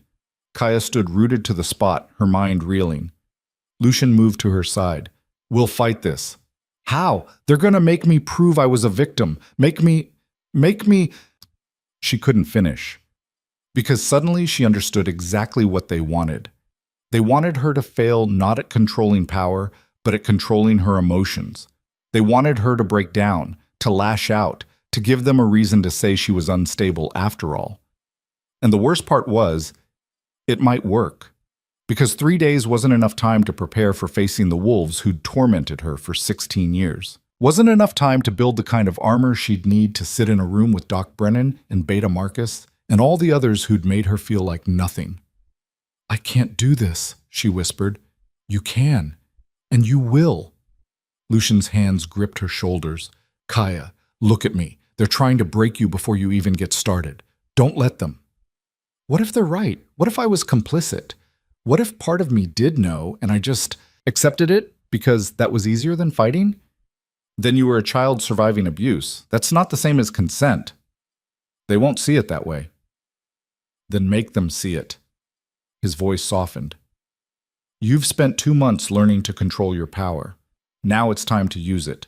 Not to compel, not to force, but to make them listen. Really listen. She wanted to believe him, but fear had its claws in deep. That night, she couldn't sleep. She paced her rooms, trying to prepare, trying to think of what she'd say. But every scenario ended the same way, her voice breaking, her control shattering, proving them right. At midnight, she gave up on sleep and went to the library, found records from Thornfield Pack, histories, reports, anything that might help her case. She was deep in a stack of medical logs when she found it. A report, dated 8 years ago, signed by Doc Brennan. Subject, Omega Suppression Protocol. Annual Review. The child continues to respond to treatment. Wolfsbane derivative administered monthly maintained suppression of latent abilities. No adverse effects observed. Subject remains compliant and shows no signs of awareness regarding her bloodline status. Recommendation: continue current protocol indefinitely. Revealing the truth risks destabilization of both the subject and pack hierarchy. Kaya's hand shook as she read. They'd written it down, documented everything. The lies, the manipulation, the deliberate choice to keep her ignorant. This was proof. She kept digging, found more reports, more documentation. A whole paper trail of decisions made about her life without her knowledge. And one more thing, a letter from the seer who'd supposedly predicted Kaya would destroy the pack. Except the handwriting looked wrong. Too neat. Too modern for someone who died 5 years ago. Kaya grabbed everything and ran to Lucien's quarters. He answered the door in sleeping clothes, hair messed from tossing. Kaya? What's wrong? Look! She shoved the papers at him. I found documentation. Everything they did, it's all there. He read quickly, his expression darkening with each page. Where did you find these? Library, public records section. They didn't even hide it properly. Because they never thought anyone would look. He set the papers down carefully. This changes things. If we can prove they systematically suppressed you while documenting it, Garrett's case falls apart. But the letter from the seer is clearly forged. Look at the date stamp. This was written 3 years ago, 2 years after she supposedly died. Lucien's smile was sharp. Someone got sloppy. Who would forge this?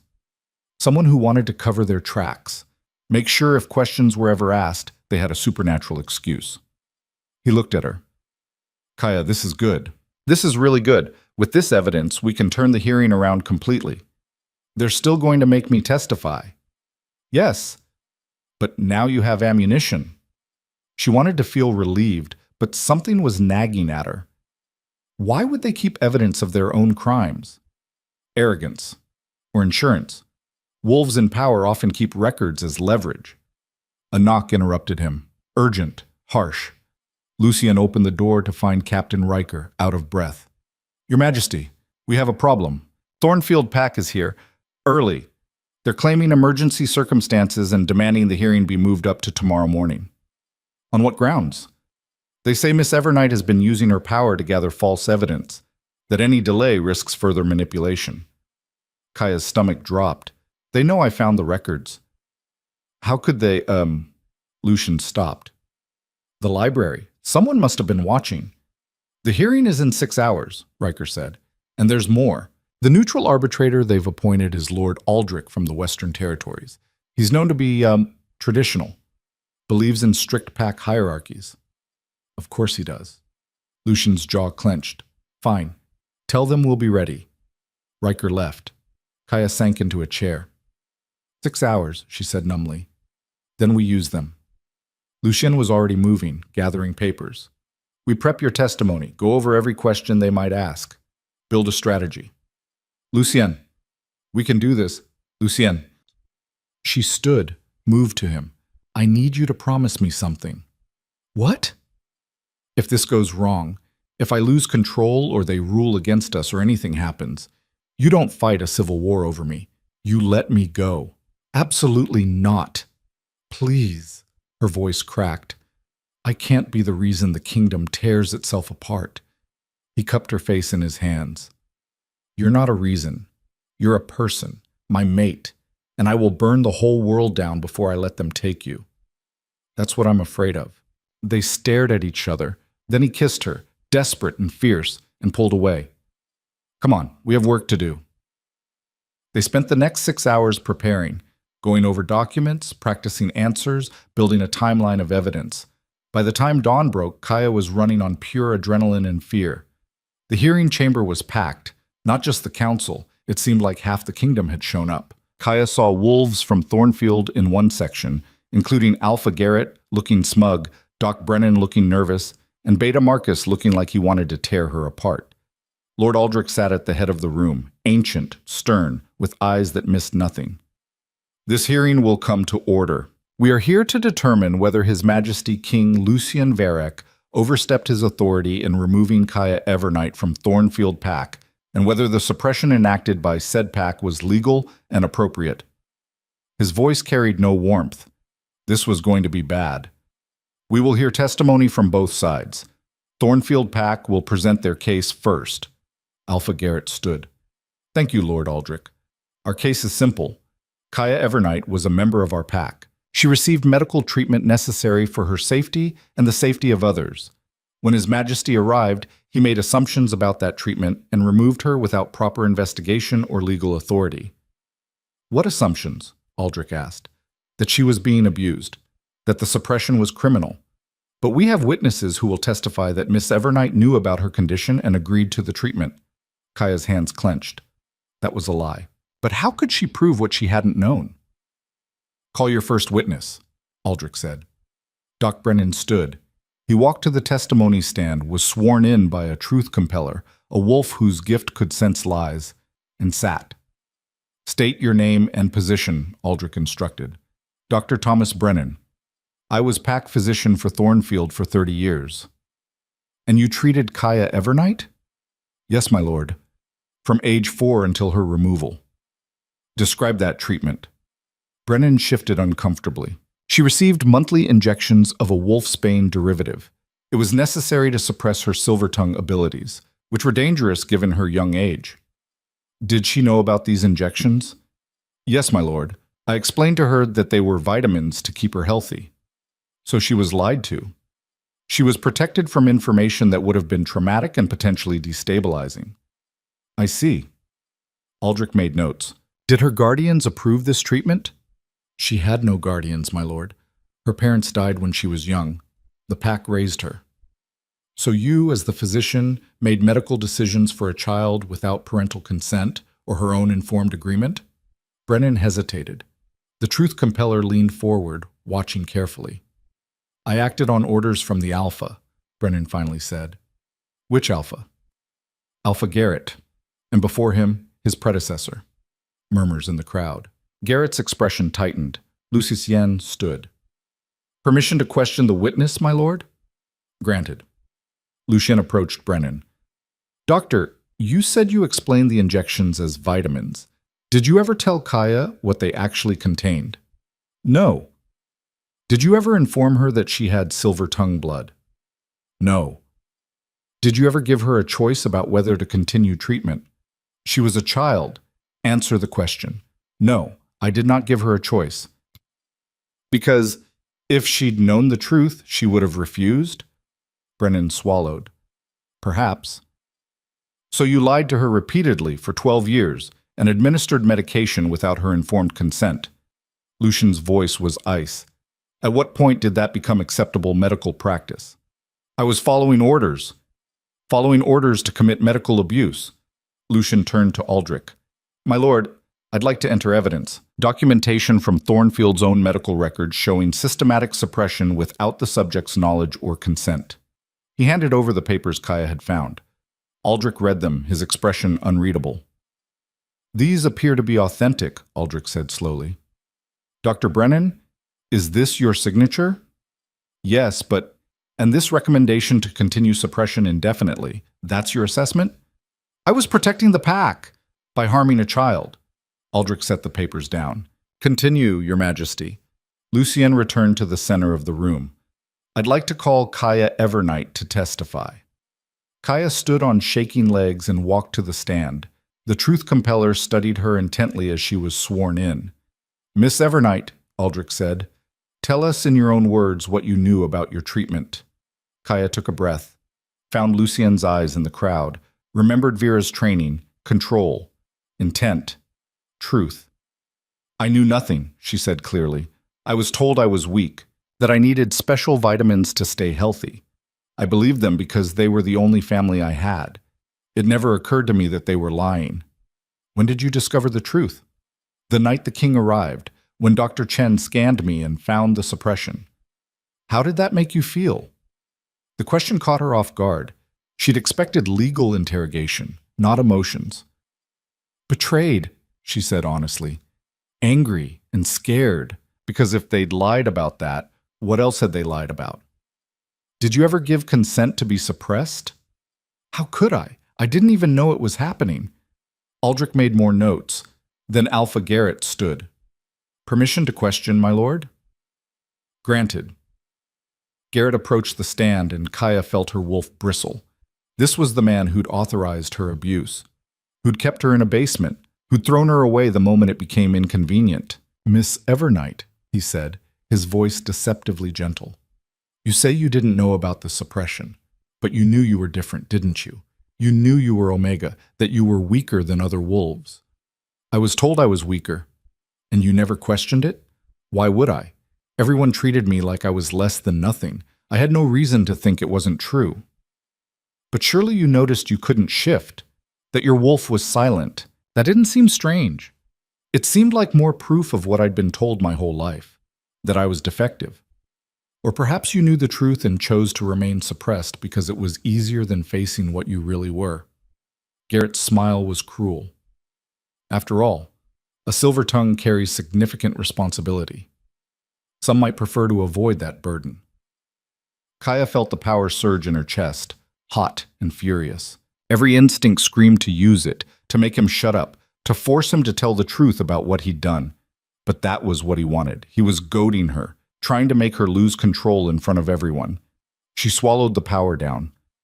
"I was 16 years old, living in a basement, scrubbing floors and being told every day that I was worthless. The idea that I had secret power and chose to hide it instead of escaping that hell, that's insulting." "Is it? Or is it the truth you don't want to admit?" "The truth," Kaya said, her voice steady despite the rage burning inside her, "is that you kept a child prisoner. You poisoned her for 12 years, and now you're trying to rewrite that history so you don't have to face what you did." The truth compeller leaned forward, eyes glowing faintly. "She's telling the truth. Everything she's said, she believes it completely." Garrett's expression darkened. "Belief and truth aren't the same thing." "In this court they are," Aldrich said. "Step back, Alpha Garrett." Garrett returned to his seat, anger radiating off him. Aldrich looked at Kaya. "Miss Evernight, one final question. Now that you know what you are, do you feel your suppression was justified?" "No, my lord." "Why not?" "Because no one deserves to have their identity stolen from them. I might have been dangerous, I might have made mistakes, but I should have been allowed to know who I was, to make my own choices. They took that from me, and I'll spend the rest of my life trying to get it back." Silence filled the chamber. Then Aldrich spoke. "I've heard enough. Based on the testimony and evidence presented, it's clear that Thornfield Pack systematically suppressed a minor without informed consent, lied about the nature of that suppression, and failed to provide adequate care or oversight. His Majesty's removal of Miss Evernight was not only within his authority, it was necessary to prevent further harm." Relief flooded through Kaya, but Aldrich wasn't done. "However, there is still the matter of what happens next. Miss Evernight is clearly dangerous. Her power, while currently controlled, represents a significant threat to political stability. Therefore, I recommend she be placed under royal supervision with mandatory power monitoring until such time as she can prove absolute mastery. Any violation, any loss of control, will result in immediate permanent suppression." The relief evaporated. "My lord," Lucian started, "this is not negotiable, Your Majesty. The girl stays, but she stays under observation. Those are my terms. And if I refuse, then Thornfield's petition stands and she returns to their custody." Aldrich's expression was steel. "Choose." It was another trap, a different trap, but a trap nonetheless. Kaya met Lucien's eyes across the room, saw the fury and helplessness there. He was a king, but even kings had limits. She stood. "I accept the terms."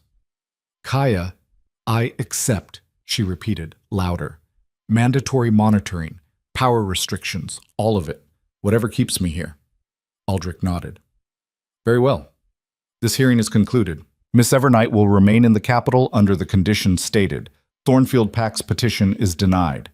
The chamber erupted in noise, half the room celebrating, half protesting. Kaya stood in the center of it, numb. She'd won, but it didn't feel like winning. It felt like trading one cage for another. Wolves filed out. Alpha Garrett paused as he passed her. "This isn't over," he said quietly. "You think you've beaten us? You've just delayed the inevitable. Sooner or later you'll slip, and when you do, we'll be waiting." Then he was gone. Lucian reached her side, pulled her into his arms.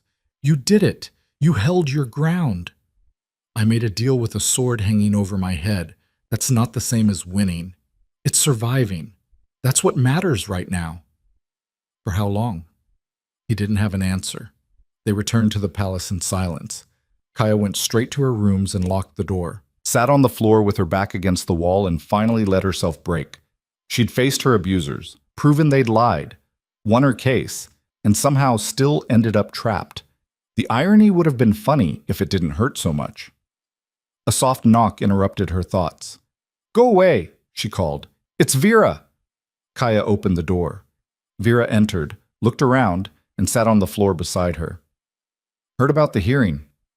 Then you know it was a disaster.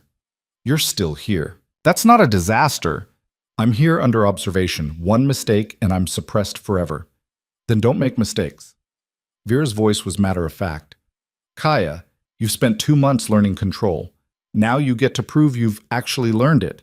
Every day, for however long it takes. That's not a life. It's the life you have." Vera's expression softened. "I know it's not fair. Nothing about this has been fair. But you're still breathing, still fighting. That counts for something." "Does it?" "Ask me again in a year." After Vera left, Kaya sat in the dark and thought about what came next. The monitoring, the restrictions, the constant pressure of knowing one slip meant permanent suppression. She'd survived 16 years of abuse, 2 months of brutal training, a hearing designed to destroy her, and somehow she was still standing. Maybe that was enough. Maybe survival was its own kind of victory.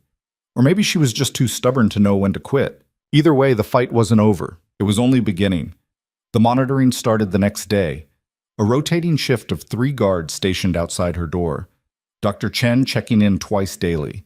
Vera watching every training session with a tablet that tracked her vocal patterns for any signs of uncontrolled power usage. It was suffocating, but Kaya had survived worse. She threw herself into work. If they wanted to watch her, fine. She'd give them nothing to see except someone trying desperately to prove herself worthy. The first week was the hardest. Every conversation felt loaded, every interaction carefully measured. She second-guessed every word that came out of her mouth, terrified that something would slip through wrong. Lucian tried to help. He spent every evening with her, working through council documents, teaching her the political landscape, explaining centuries of pack alliances and grudges.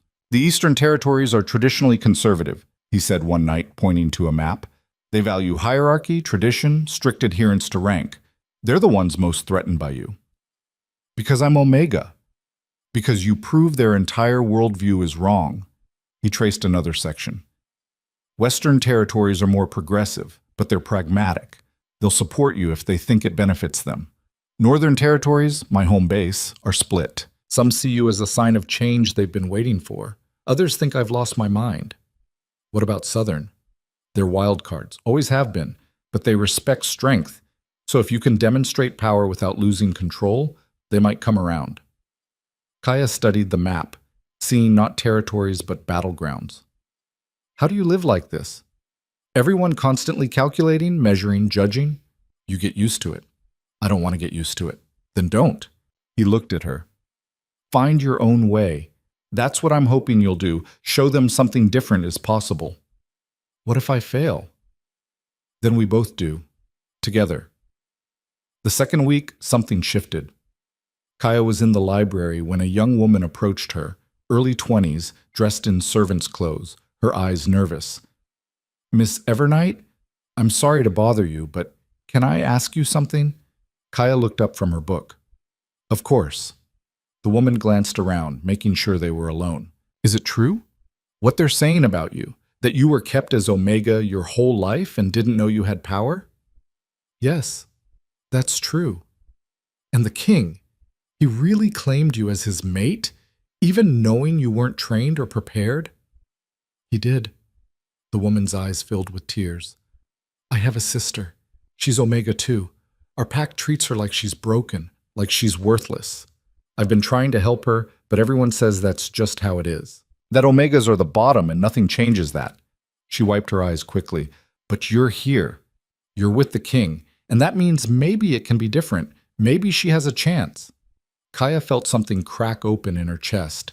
This woman, this stranger, was looking at her with hope, real hope.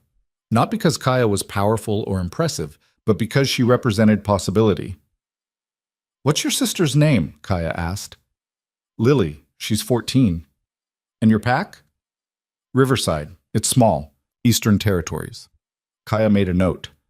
"I can't promise anything, but I'll look into it. See if there are resources, programs, anything that might help." The woman's face lit up. "Really? You'd do that?" "Of course. Why wouldn't I?" "Because you're going to be queen. Why would you care about some Omega in a nothing pack?" "Because I was that Omega." Kaya closed her book. "And no one helped me, so maybe I can help her." The woman thanked her 3 more times before leaving, still crying. Kaya sat there for a long moment, thinking. Then she went to find Alara. "I need information," Kaya said, "about Omegas in the kingdom. How many there are, where they live, what kind of treatment they receive." Alara raised an eyebrow. "That's not typical queen material." "I don't care about typical. Can you get me the information?" "It'll take time. Those kinds of records aren't centralized." "Then start centralizing them." Something like respect flickered in Alara's expression. "I'll see what I can do." 3 days later, Alara delivered a thick folder.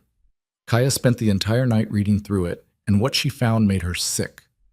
There were only 43 Omegas documented in the entire kingdom.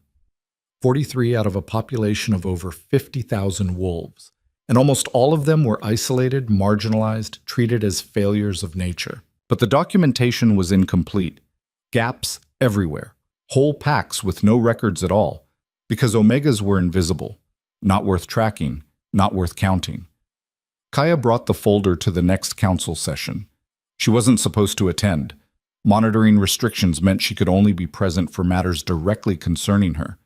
But Lucien had insisted she start sitting in, even if she couldn't participate. She sat quietly through an hour of budget discussions and territorial disputes. Then, during a lull, she stood. "I have a proposal." Every head turned. Councillor Darius frowned. "Miss Evernight, you're here as an observer. I'm here as the king's mate, and I have a proposal." She held up the folder. "I've been researching Omega treatment across the kingdom. What I've found is disturbing. Systematic marginalization, lack of resources, and in some cases outright abuse. I propose we establish a program, support systems, education, protection for Omegas who need it." Silence. Then Darius laughed. "You want to create a welfare program for the weakest wolves in the kingdom? That's your priority?" "It should be everyone's priority. These are our people. These are wolves who can't pull their weight, who contribute nothing to pack strength or stability. They contribute nothing because they're given no opportunity." Kaya's voice stayed level despite the anger building. "You're judging them for being weak while simultaneously ensuring they stay that way. That's nature. That's choice." She looked around the room. "Every wolf in this chamber was born into rank and privilege. You've never had to wonder if you'd eat that day. Never been told you were worthless. Never been kept in a basement because your existence was inconvenient. I have. And I'm standing here now because someone gave me a chance. Why shouldn't others get the same?" "Because we have limited resources," another counselor said. "Investing in wolves who can't fight, can't lead, can't contribute to pack defense, it's not practical. Maybe pack defense isn't the only thing that matters. Then what does?" "People." The word came out sharper than she intended. Actual people. Living lives. Trying to survive. That should matter. Murmurs rippled through the chamber, some agreeing, most skeptical. Darius stood. "Your Majesty, with respect, this is exactly the kind of naive thinking we feared. Miss Evernight has a good heart, but she lacks the practical experience to understand how kingdoms function. We can't afford not to." Lucian's voice cut through the noise. "Kaya's right. We've ignored this issue because it was easier than dealing with it. But that doesn't make it right. Your Majesty, I'm endorsing her proposal. We establish a task force. Research the problem properly. Develop solutions. Report back in 3 months." Darius looked like he'd swallowed glass. "As you wish, Your Majesty." After the session, several counselors approached Kaya, most to complain, but a few, younger ones mostly, to offer quiet support. "That was brave," one said. "Stupid," but brave. I'll take it, Kaya replied. That night, Lucian found her in the gardens. She was sitting by a fountain, trying to process what she'd just done. You started something today, he said, sitting beside her. I probably made everything worse. You made people think. That's dangerous. He smiled. I'm proud of you. They all think I'm naive. Let them. Naive is better than cruel. Over the next few weeks, word spread about Kaya's proposal. She started receiving letters, dozens of them, from Omegas across the kingdom. Thank you notes, requests for help, stories that made her cry. She answered every single one. It was exhausting. Between training with Vera, attending council sessions, and managing correspondence, she barely slept. But it felt right, like she was finally doing something that mattered. The task force began its work. Slowly, grudgingly, but it was progress. And something else started happening. Wolves who'd been hostile or dismissive began treating her differently. Not with warmth exactly, but with something closer to respect. She was proving she belonged, not because of power or rank, but because she cared about things they'd forgotten mattered. 1 month after the hearing, Dr. Chen delivered unexpected news. Your suppression is completely gone. Whatever was left broke down 2 weeks ago. Kaya looked up from the papers she was reviewing. What does that mean? It means you have full access to your abilities now. No chemical blocks, no artificial limitations, just you and your power. And I didn't notice? Because you've been controlling it properly. The power is there, but you're not leaning on it constantly. That's exactly what we want to see. Dr. Chen smiled, the first real smile Kaya had seen from her. You're doing well, Kaya. Really well. Tell that to the council. I will. In my next report. Chen packed up her equipment. Keep doing what you're doing. You're proving all the doubters wrong. After she left, Kaya sat with the information. Full power. No restrictions except her own control. It should have felt freeing. Instead, it felt heavy. Like the training wheels had come off, and now every mistake would be entirely her fault. She found Vera in the training room. Chen says the suppression is gone. Vera nodded. I know. I've been tracking it. Your vocal patterns have stabilized. You're accessing power consistently without spikes or drops. So what now? Now we work on advanced techniques, not just control, but precision. You're never going to use this power to force people, but you can use it to persuade, to inspire, to make people actually listen instead of just hearing. Vera gestured to the center of the room. Let's start with something simple. Convince me to give you a compliment. What? You heard me. Use your power, subtly, carefully, to make me want to say something nice about you. That's manipulation. That's politics. Every leader does it, silver tongue or not. The difference is you have a tool that makes it more effective. Might as well learn to use it properly. Kaya hesitated, then tried. She spoke to Vera, threading just a hint of power through her words. Not compulsion, but emphasis. Making her voice warmer, more confident, more genuine. I've been working really hard, she said, and I think I've made progress. Vera studied her, then, grudgingly, You have. You're not the scared girl who showed up here 3 months ago. Did I just make you say that? No, you made me want to acknowledge what I already believed. There's a difference. Vera's expression was approving. That's how you use this gift properly. Not to create false feelings, but to amplify true ones, to help people see what's already there. They practiced for hours.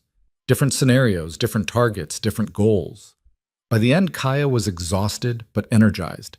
This was power she could live with. Power that didn't require violating anyone's will. 2 months after the hearing, everything exploded again. A pack from the Southern Territories requested an audience with Lucian. The request was unusual, formal, urgent, and specifically mentioning Kaya. What do they want? Kaya asked when Lucian told her. They wouldn't say, just that they need to speak with both of us. The meeting took place in a private conference room. The Southern delegation consisted of 4 wolves, 3 men and 1 woman, all carrying themselves with the kind of confidence that came from generations of power. Their leader introduced himself as Alpha Theron, mid-40s, scarred, with intelligent eyes that missed nothing. Your Majesty, Miss Evernight, thank you for seeing us. What's this about? Lucian asked. We've been watching developments here with great interest, specifically Miss Evernight's proposal regarding Omega welfare. And we want to pilot it in our territory. Silence. Kaya blinked. I'm sorry, what? Your proposal. We want to implement it. Not across the whole kingdom. That would be premature. But in our territory, as a test case. Theron leaned forward. We have 7 Omegas in our packs. All marginalized, all struggling.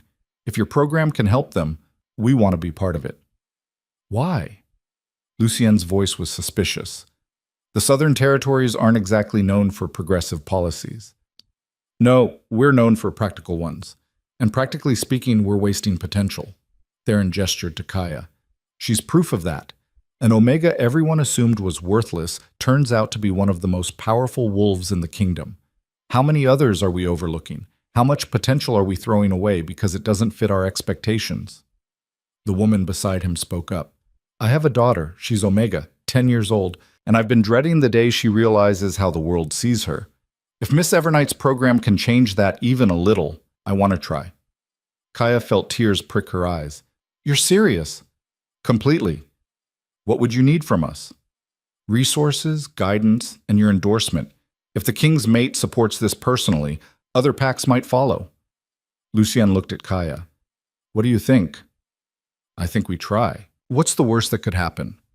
It fails spectacularly and sets the whole initiative back years. Or it works and changes everything. He smiled. Optimist. Someone has to be. They spent the next 2 hours hammering out details. By the end, they had the framework for a pilot program, education resources, counseling support, skills training, and most importantly, pack-wide initiatives to change how Omegas were treated. After the Southern delegation left, Kaya collapsed into a chair. That just happened. That just happened, Lucien agreed. He looked stunned. You did it. You actually convinced a pack to try something new. We convinced them. No, this was you, your idea, your passion. He pulled her to her feet. Kaya, do you understand what this means?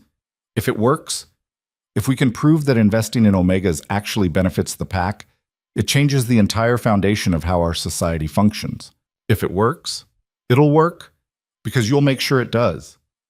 The next council session was different. Darius stood and, with obvious reluctance, acknowledged the Southern Territory's request. It appears Miss Evernight's proposal has gained traction. Alpha Theron has formally requested to pilot the Omega welfare program in his territory.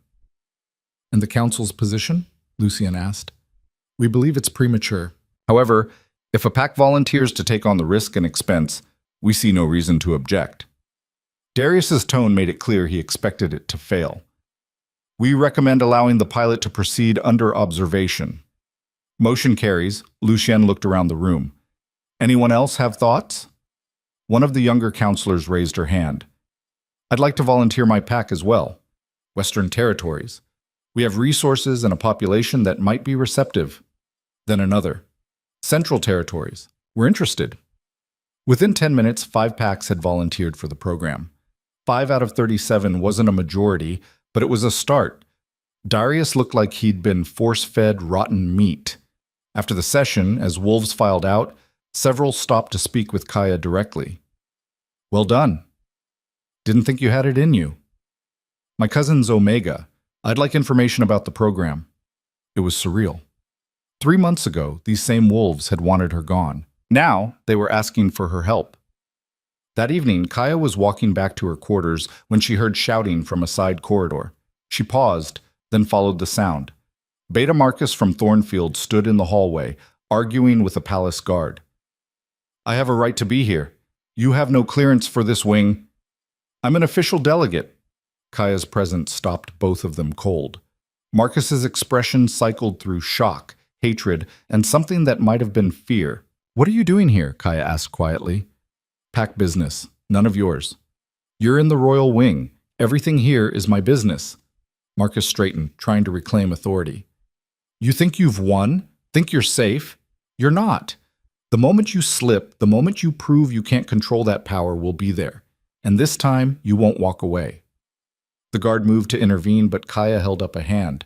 You're right, she said. I might slip, I might fail. But you know what? Even if I do, I'll have accomplished more in 3 months than you have in your entire life. You're nothing. I'm the king's mate. I'm a silver tongue. And I'm working to change how this kingdom treats wolves like me. What are you, a beta who gets off on bullying children? She stepped closer, and she didn't need to use power. Her words had force enough on their own. You don't scare me anymore. You're just sad, and you're not worth another second of my time. She walked away, leaving Marcus sputtering behind her. The guard caught up to her. Miss Evernight, that was probably stupid, but it felt good. I was going to say impressive. Later that night, she told Lucien what happened. You confronted Marcus alone? With a guard present. Still. He looked worried. Kaya, these people are dangerous. They're not going to just accept defeat. I know, but I can't live in fear. I tried that for 16 years. It didn't work. There's a difference between fear and caution. Then I'll be cautious. But I won't be silent. She took his hand. Lucien, for the first time in my life, I'm actually doing something that matters. I'm not just surviving. I'm changing things. I can't give that up because some bitter beta makes threats. He pulled her close. Just promise me you'll be careful. I promise. And that you'll tell me if anyone else tries to intimidate you. That too. 3 weeks later, Doctor, Chen delivered her final monitoring report to the council. Kaya stood beside Lucien while Chen presented her findings. Over the past 3 months, I've conducted comprehensive monitoring of Miss Evernight's abilities. My conclusions are as follows. She has demonstrated consistent control over her silver-tongue powers. She uses them sparingly and appropriately. She has shown no signs of compulsion abuse or power instability. And most importantly, she has proven capable of functioning in high-stress political situations without losing control. Chen looked directly at Darius. In my professional opinion, continued monitoring is unnecessary. Miss Evernight has met and exceeded all requirements set forth in Lord Aldrich's ruling. You're recommending we lift restrictions? Darius asked. I'm recommending you acknowledge that she's proven herself. Keeping her under observation at this point serves no purpose except to undermine her authority. Murmurs throughout the chamber, counselors conferring with each other. Finally, Darius stood. Very well. We'll put it to a vote. All in favor of lifting monitoring restrictions on Miss Evernight? Hands went up. Kaya counted. 28 out of 37. Motion passes. Darius's voice was flat. Monitoring restrictions are hereby lifted. Miss Evernight is cleared for full participation in royal duties. Relief crashed through her so hard she nearly collapsed. Lucien's hand found hers, squeezed tight, free. She was actually free. After the session, wolves approached her with congratulations. Not all of them. Darius and his closest allies kept their distance, but enough that it felt real. Well fought. You earned it. Looking forward to working with you properly. That night, the palace held a small celebration. Nothing formal, just staff and guards and a few friendly counselors sharing drinks and food. Alara approached Kaya with a glass of wine. You've come a long way from the scared girl who arrived 3 months ago. I'm still scared.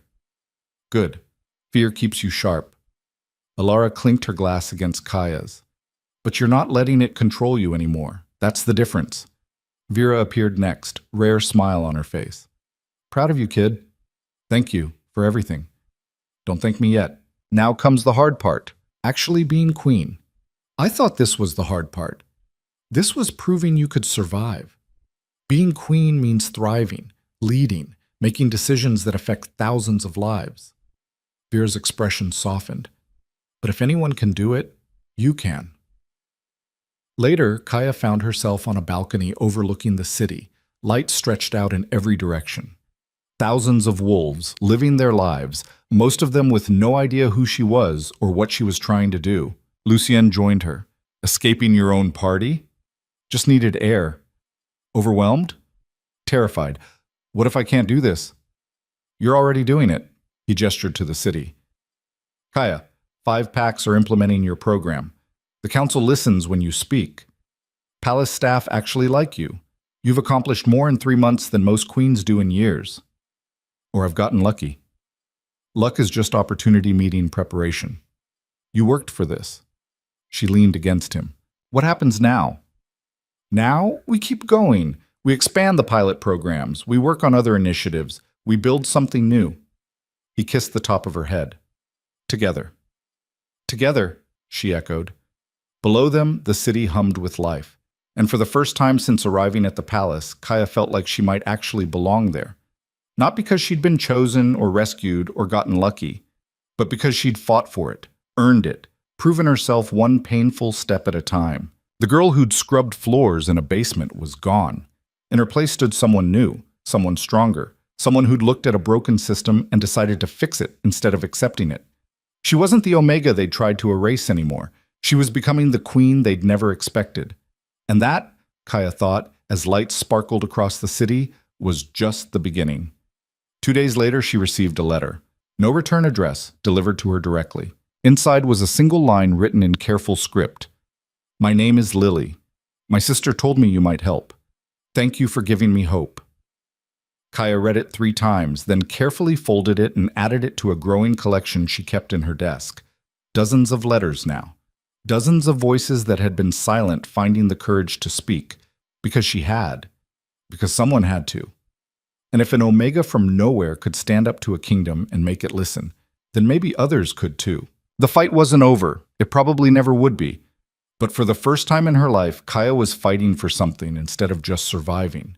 And that made all the difference. The pilot program started showing results within 6 weeks. Alpha Theron sent regular reports. Omegas receiving education, gaining confidence, finding roles in their packs beyond menial labor. One had discovered a talent for strategy and was now advising on territorial negotiations. Another turned out to be an exceptional healer. The other participating packs reported similar successes. Small victories, but victories nonetheless. Kaya compiled every report, every testimonial, every piece of data that proved the programs worked. She needed ammunition for what was coming. Because she could feel it building, resistance from the packs that hadn't joined, whispers from counselors who still thought this was a waste of resources, pressure from wolves who saw change as threat. The confrontation came sooner than expected. 4 months after the monitoring restrictions were lifted, the annual Alpha Summit was scheduled. Every major pack leader in the kingdom would attend. It was traditionally a time for alliance building, treaty renewals, and political maneuvering. This year, it was going to be a battlefield. They're going to challenge the Omega Initiative, Lucian told her 2 weeks before the summit. I've heard rumors. Several alphas are planning to demand it be shut down. Based on what? Fear, tradition, the usual. He spread papers across his desk, intelligence reports from various territories. They see what you're doing as undermining pack hierarchy. If Omegas can be valuable, if they can contribute meaningfully, then what does that say about the alphas who've been marginalizing them for centuries?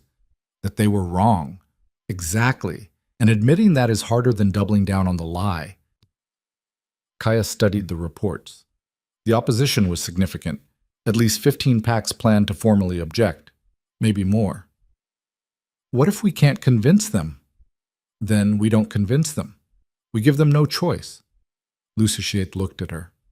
Kaya, I'm calling a vote at the summit, kingdom-wide adoption of the Omega Welfare Initiative. All or nothing. Her stomach dropped. That's too much, too fast. It's exactly the right timing. We have proof the programs work. We have 5 packs showing measurable success. If we wait, the opposition will organize and undermine everything you've built. He stood, moved to the window. I know it's risky, but safe plays won't change the kingdom. Bold ones will. And if we lose the vote? Then we lose. But at least we tried. She wanted to argue. Wanted to say they needed more time, more preparation, more certainty. But he was right. This was the moment. Win or lose, they had to take the shot. Okay, she said, let's do it.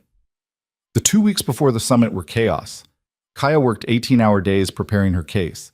She interviewed Omegas from the pilot programs, collected quantitative data on pack productivity and morale, and rehearsed her presentation until she could recite it in her sleep. Vera helped her refine her vocal techniques. Not compulsion, she wouldn't use that, refused to even consider it, but persuasion. Making her voice carry conviction, making her words land with weight. You're not trying to force them, Vera reminded her. You're trying to show them the truth they're too stubborn to see. There's a difference. What if they don't want to see it? then you make it impossible to ignore. The night before the summit, Kaya couldn't sleep. She paced her rooms, running through arguments, anticipating objections, trying to prepare for every possible attack. A soft knock interrupted her thoughts. "It's me," came Lucien's voice. She let him in. He took one look at her face and pulled her into his arms. "You're going to do great." "You don't know that." "I do. Because I've watched you prepare. I've seen what you're capable of." He pulled back, met her eyes. "Kaya, a year ago you were scrubbing floors in a basement, convinced you were worthless. Tomorrow you're going to stand in front of the most powerful wolves in the kingdom and tell them they're wrong about something they've believed their entire lives. That's not luck. That's strength. Or stupidity. Both. Definitely both," he smiled. "But I'll be right there with you, whatever happens." "Promise?" "Promise." The summit took place in the Grand Hall, a massive chamber designed to hold hundreds of wolves. Tiered seating rose on all sides, with the central floor reserved for speakers and formal proceedings. When Kaya entered with Lucien, the hall was already packed. Alphas in formal attire, their betas and advisors flanking them, all radiating power and authority. The air practically hummed with competing dominance. Every eye tracked Kaya as she walked to her seat beside Lucien's throne. She kept her spine straight, her head up, refusing to show the fear churning in her gut. The summit began with formalities. Welcomes, acknowledgments, opening ceremonies. Kaya barely heard any of it. Her mind was locked on what was coming. Finally, Lucien stood. "Thank you all for attending. Before we move to standard summit business, there's an urgent matter requiring kingdom-wide decision. 4 months ago, we initiated pilot programs for Omega welfare and integration. 5 packs volunteered to participate. The results have been significant." He gestured to Kaya. "Queen Designate Kaya will present the findings." The title hit her like a physical blow. Queen Designate. He'd never used it publicly before. This was him claiming her officially, in front of everyone. No turning back now. Kaya stood and walked to the center of the floor. Hundreds of faces stared down at her. Most hostile, some curious, a few, very few, supportive. She took a breath and began. 4 months ago, I proposed something simple. That we stop wasting potential. That we give Omegas, wolves who've been marginalized and dismissed, actual support and opportunity. 5 packs agreed to try. Here's what happened. She presented the data. Omegas who'd received education were now contributing to pack administration, resource management, conflict resolution. Packs reported increased morale, better internal communication, and discovery of talents they'd never known existed. In Alpha Theron's territory, an Omega named Marcus, yes, ironic name, turned out to have an extraordinary memory. He can recall treaty details from decades ago, spot inconsistencies, identify potential conflicts before they escalate. He's now essential to their diplomatic operations. Before the program, he was working in the kitchens. Invisible. Wasted. She moved through more examples. The healer, the strategist, the engineer who redesigned their water systems, the teacher who was transforming how young wolves learned. These aren't exceptions, Kaya said. They're the norm. When you give people opportunity, they rise. When you tell them they're worthless, they believe you. We've been doing the latter for centuries. It's time we tried the former. She paused, meeting eyes around the chamber. I'm asking you to vote yes on kingdom-wide adoption of this initiative. Not because it's easy or comfortable, but because it's right. And because we can't afford to keep throwing away potential. She returned to her seat. The hall buzzed with conversation. Then Alpha Garrett from Thornfield stood. Of course he did. Your Majesty, with all respect to the Queen Designate, this is idealistic nonsense. Omegas are Omega for a reason. They're the weakest of our kind. Building programs around them doesn't change that. It just wastes resources that could go to strengthening our fighters and leaders. Alpha Garrett, Lucien's voice was ice. Your pack's treatment of Omegas is what prompted this initiative. Perhaps you're not the best judge of their potential. My pack maintained order and hierarchy. That's what allows packs to function. Your pack poisoned a child for 12 years. Gasps rippled through the hall. Garrett's face went red. That was medical necessity. That was abuse, and it's exactly the mentality we're trying to change. Another alpha stood. A woman named Celeste from the Eastern Territories. Your Majesty, while I appreciate the sentiment, I must agree with Alpha Garrett on principle. Restructuring our entire social system based on 4 months of data from 5 packs is premature. We need more time to assess long-term impacts. How much time? Kaya asked before she could stop herself. Another year? 5? A century? How long should Omegas keep suffering while you gather data? That's emotional reasoning. That's human reasoning. Kaya stood again. You want data? Fine, let me give you more. In the 5 pilot packs, disciplinary incidents have dropped by 30%. Pack cohesion scores have increased by 25%. Resource efficiency is up. Morale is up. Even combat readiness is up because Omegas are taking over support roles, freeing fighters to focus on training. She pulled out documents, held them up. It's all here. Numbers you can't argue with. The programs work. The only question is whether you're brave enough to admit you've been wrong. How dare you? Celeste started. I dare because I lived it. Kaya's voice cracked, but she pushed through. I spent 16 years being told I was nothing, believing it, and I'm standing here now because someone decided to give me a chance. How many others are out there right now believing the same lie? How many are we losing because you're too proud to change? Silence fell. Then a voice from the upper tier spoke. She's right. Everyone turned. An older Alpha Kaya didn't recognize stood slowly. My name is Alpha Dorian, Northern Territories. I've led my pack for 40 years, and for 40 years I've treated our Omegas the way I was taught, as burdens to be managed.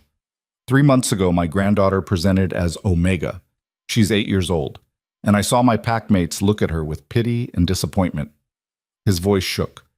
I never questioned the system before because it didn't affect me personally, but watching my granddaughter internalize that she's somehow less than her siblings, I can't accept it anymore. He looked directly at Kaya. Your Majesty, Queen Designate, I vote yes. My pack joins this initiative, today. Another Alpha stood, then another. Within minutes, 7 new packs had committed. But opposition remained strong. Alpha Celeste rallied her allies, arguing for delay, for caution, for maintaining tradition. The debate raged for over an hour. Wolves shouted, argued, demanded to be heard. Kaya watched it unfold, her heart pounding, counting votes in her head. They were close. So close. But not quite there. Then Counselor Darius stood. The hall went quiet. I must admit, Darius said slowly, when Miss Evernight first proposed this initiative, I thought it was foolish.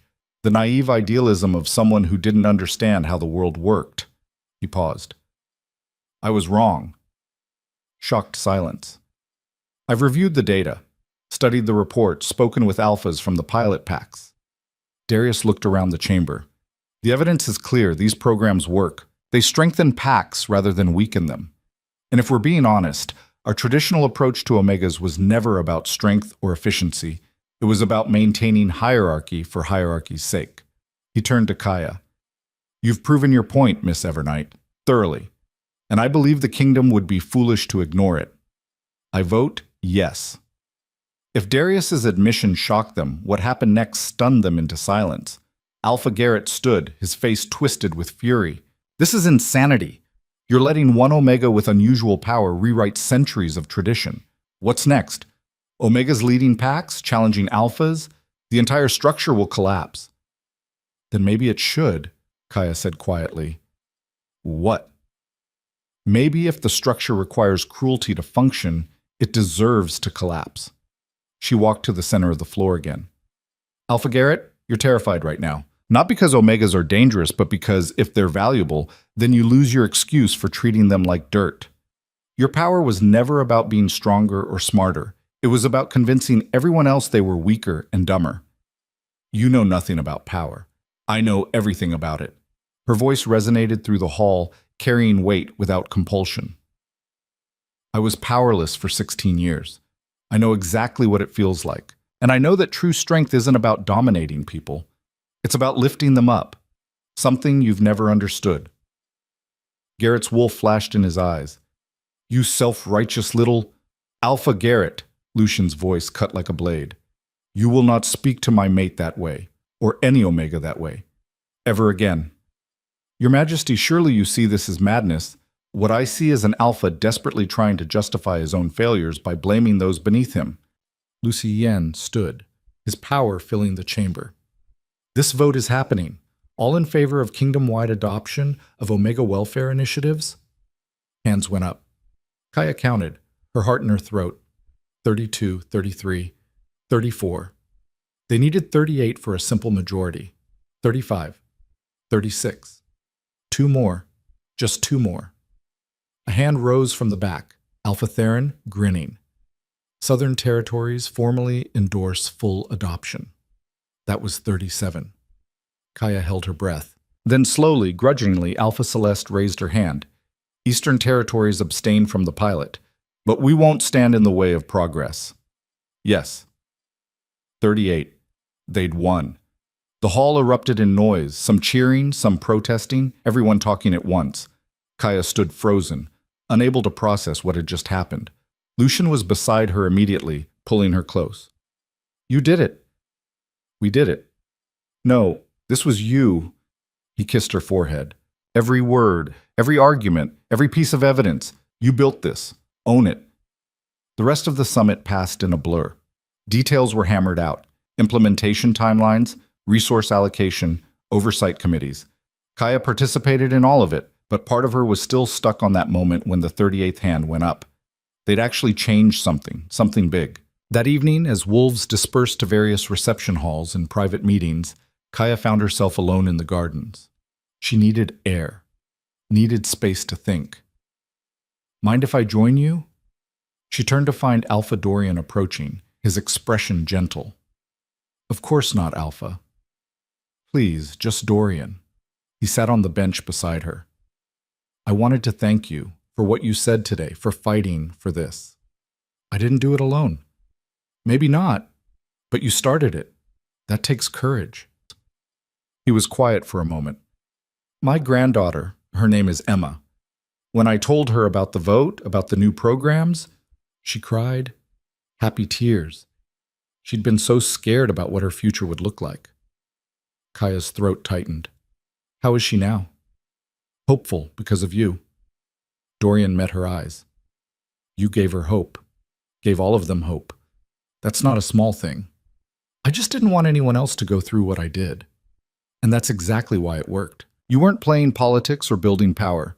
You were trying to help. People can feel the difference. After he left, Kaya sat alone watching stars appear overhead. A year ago, she'd been in a basement, convinced she had no future. Now she'd just helped change the kingdom. It didn't feel real. There you are. Lucien appeared, carrying 2 glasses of wine. Hiding from your own victory party? Needed a minute. He handed her a glass and sat. How does it feel? Terrifying. What if it doesn't work? What if we scale up too fast and the programs fail and then we adjust and try again? That's how this works. He took her hand. Kaya, you're never going to have perfect certainty. Leadership doesn't work that way. You make the best decision you can with what you know, then deal with whatever comes next. Easy for you to say. It's really not. He smiled. I've been terrified since the moment I met you. Terrified of failing you, of not being enough, of watching you get hurt. But we're doing this together, and that makes it bearable. She leaned against him. When's the formal bonding ceremony? Whenever you're ready. Could be next week. Could be next year. Your choice. What do you want? I want you to feel secure, confident, ready. He kissed the top of her head. The ceremony is just formality. As far as I'm concerned, you're already my mate, already my queen. I'm not queen yet.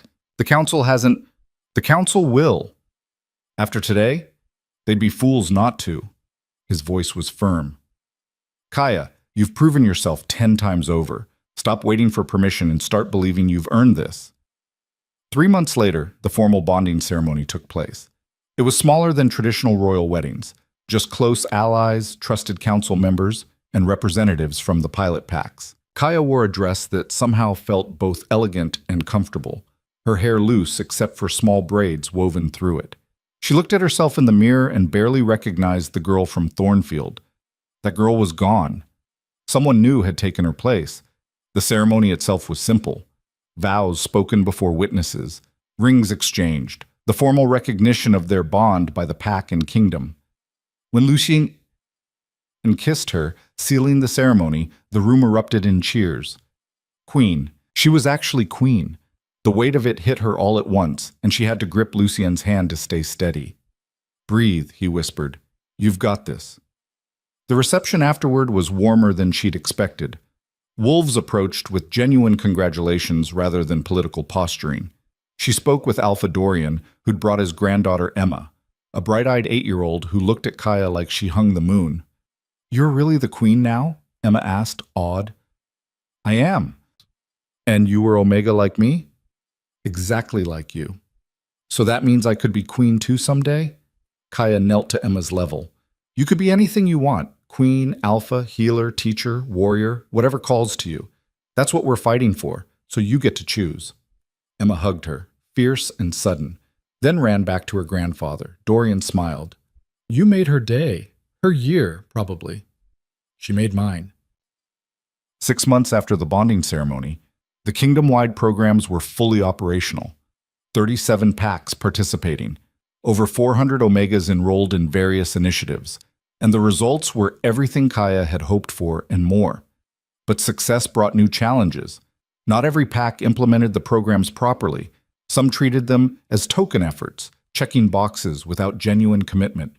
Others struggled with cultural resistance from pack members who clung to old hierarchies. Kaya spent weeks traveling, visiting packs, troubleshooting problems, and occasionally having to threaten pack leaders who were undermining the initiatives. She also started a mentorship program, pairing Omegas across packs so they could support each other, share experiences, and build a network independent of pack hierarchies. One evening, she was in her office reviewing reports when a letter arrived. No pack seal, just her name on the envelope. Inside was a note from Lily, the 14-year-old Omega from Riverside Pack, whose sister had first approached Kaya in the library. Dear Queen Kaya, I wanted you to know that your programs reached us. I'm in school now. Real school, not just basic pack education. I'm learning history and mathematics and even some basic healing arts. My pack still doesn't treat Omegas perfectly. But they're trying, and for the first time in my life, I don't feel invisible. Thank you for seeing us. Thank you for fighting for us. Thank you for being brave when we couldn't be. Lily? Kaya read it 3 times, tears streaming down her face. This was why it mattered, not the political victories or the council votes or the formal recognition. One 14-year-old girl who didn't feel invisible anymore. A year after the bonding ceremony, Lucien called an emergency council session. Kaya arrived to find every seat filled and tension thick in the air. What's wrong? She asked. Nothing's wrong.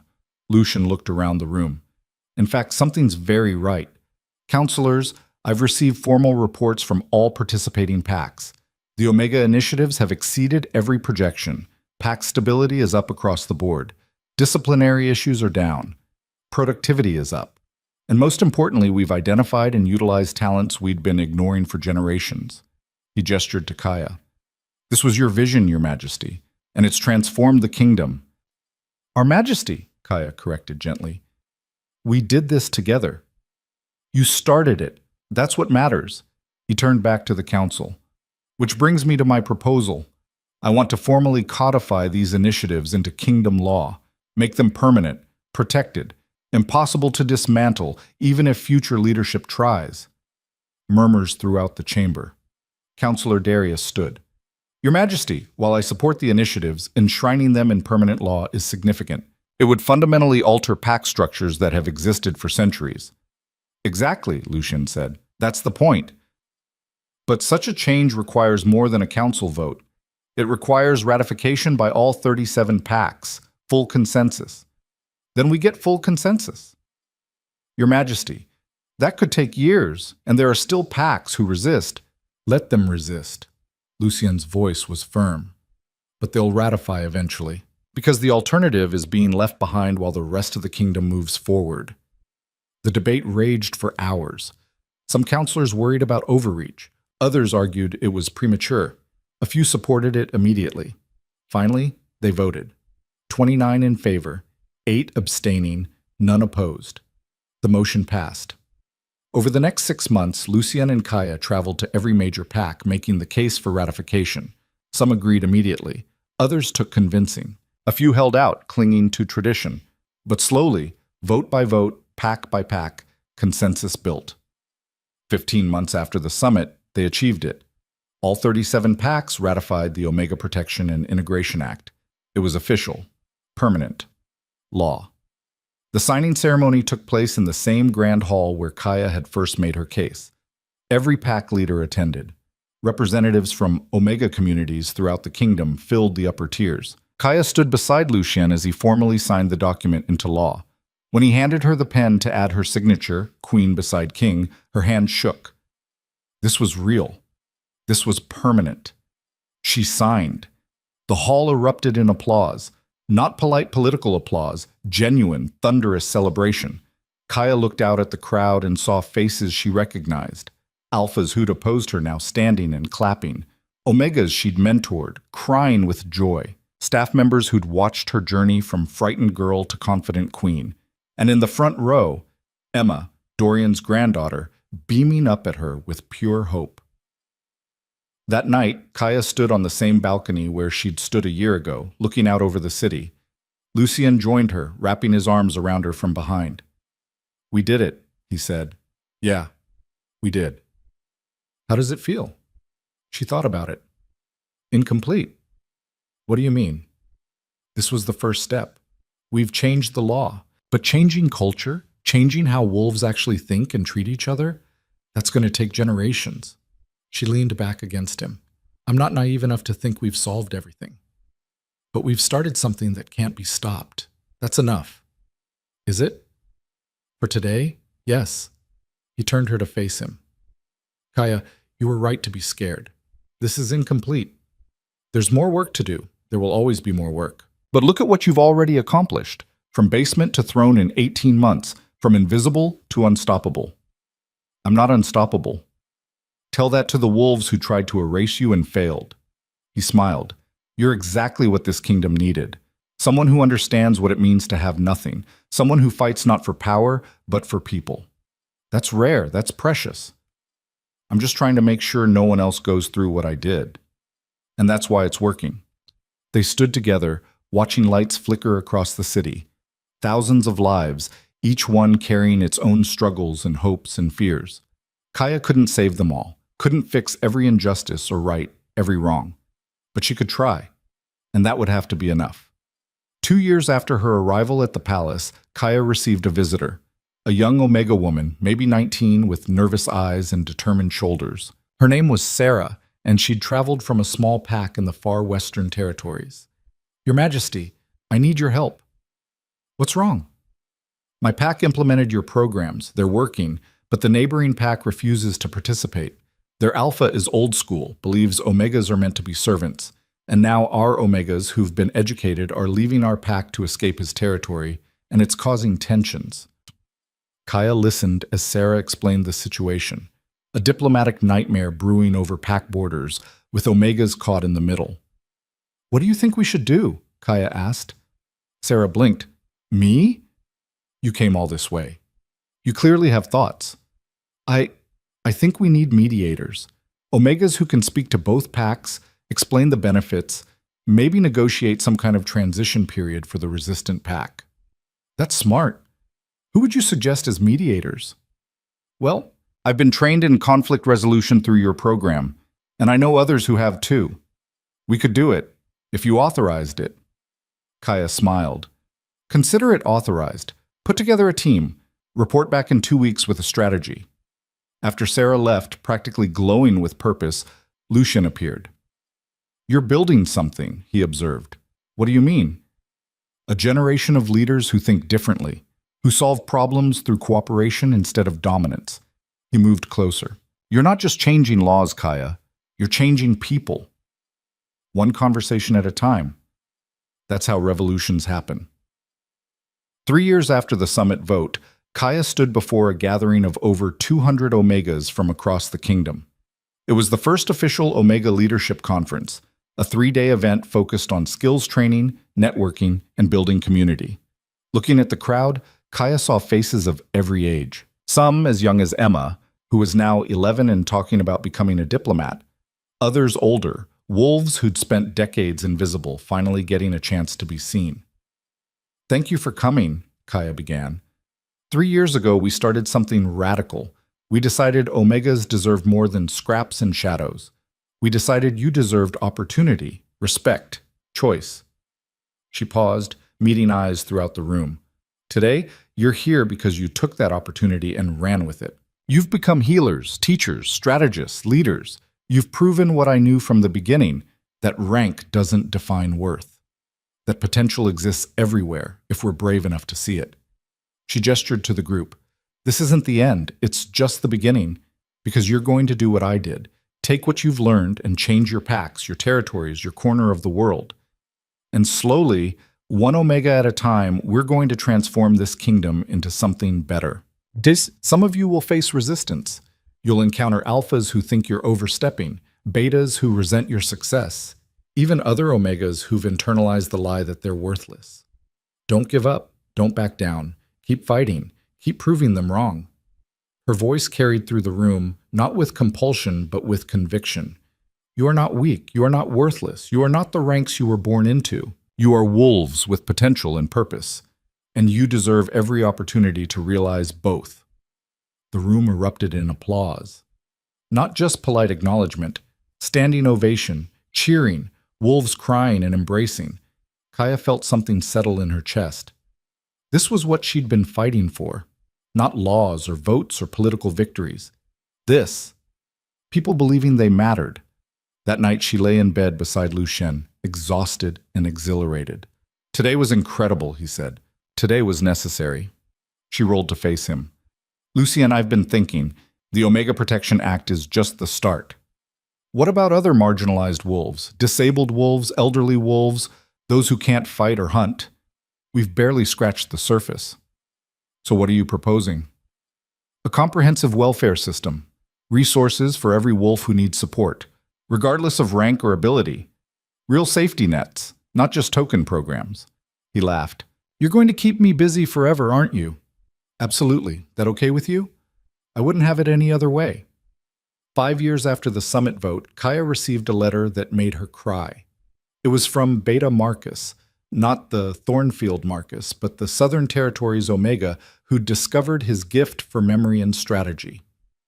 Your Majesty, I wanted you to know that I've been promoted. Alpha Theron has named me Chief Diplomatic Advisor for the Southern Territories. Me, an Omega, in a position of actual authority. 5 years ago, I was invisible. Today I'm helping shape territorial policy. You did that. Your courage, your vision, your refusal to accept that we were worthless, you changed everything. I'm writing to say thank you, and to promise that I'll pay it forward. Every Omega I meet, every wolf who's been dismissed or marginalized, I'll fight for them the way you fought for me. Because that's what leaders do. Marcus Kaya showed the letter to Lucien, unable to speak through the tears. See, he said softly, revolution. One person at a time. 7 years after arriving at the palace, Kaya stood in front of a mirror adjusting formal robes. Today was the Kingdom Assembly, an annual gathering where every pack reported on their progress and challenges. She was preparing to deliver the keynote address. Vera appeared in the doorway. Ready? Terrified. Good. Means you still care. Vera moved closer, studied Kaya's reflection. You've come a long way, kid. From not being able to speak without apologizing to addressing the entire kingdom. I still apologize too much. But you don't mean it anymore. That's growth. Vera's expression softened. I'm proud of you. In case I haven't said that enough. You have. But thank you. Don't thank me yet. Your speech is in 20 minutes and you look nervous. I am nervous. Then use it. Let them see you're human, that you care. That's your strength. You never forgot where you came from. The assembly hall was packed. Thousands of wolves from across the kingdom, all gathered to hear progress reports and future plans. Kaya took the stage and looked out at the sea of faces. 7 years ago, she would have collapsed under this much attention. Today, she stood firm. 7 years ago, she began, I stood in a different hall and asked you to do something revolutionary. to see value where you'd been taught to see weakness, to invest in people you'd been told were worthless, to change centuries of tradition because it was the right thing to do. She paused, letting the words settle. You could have said no.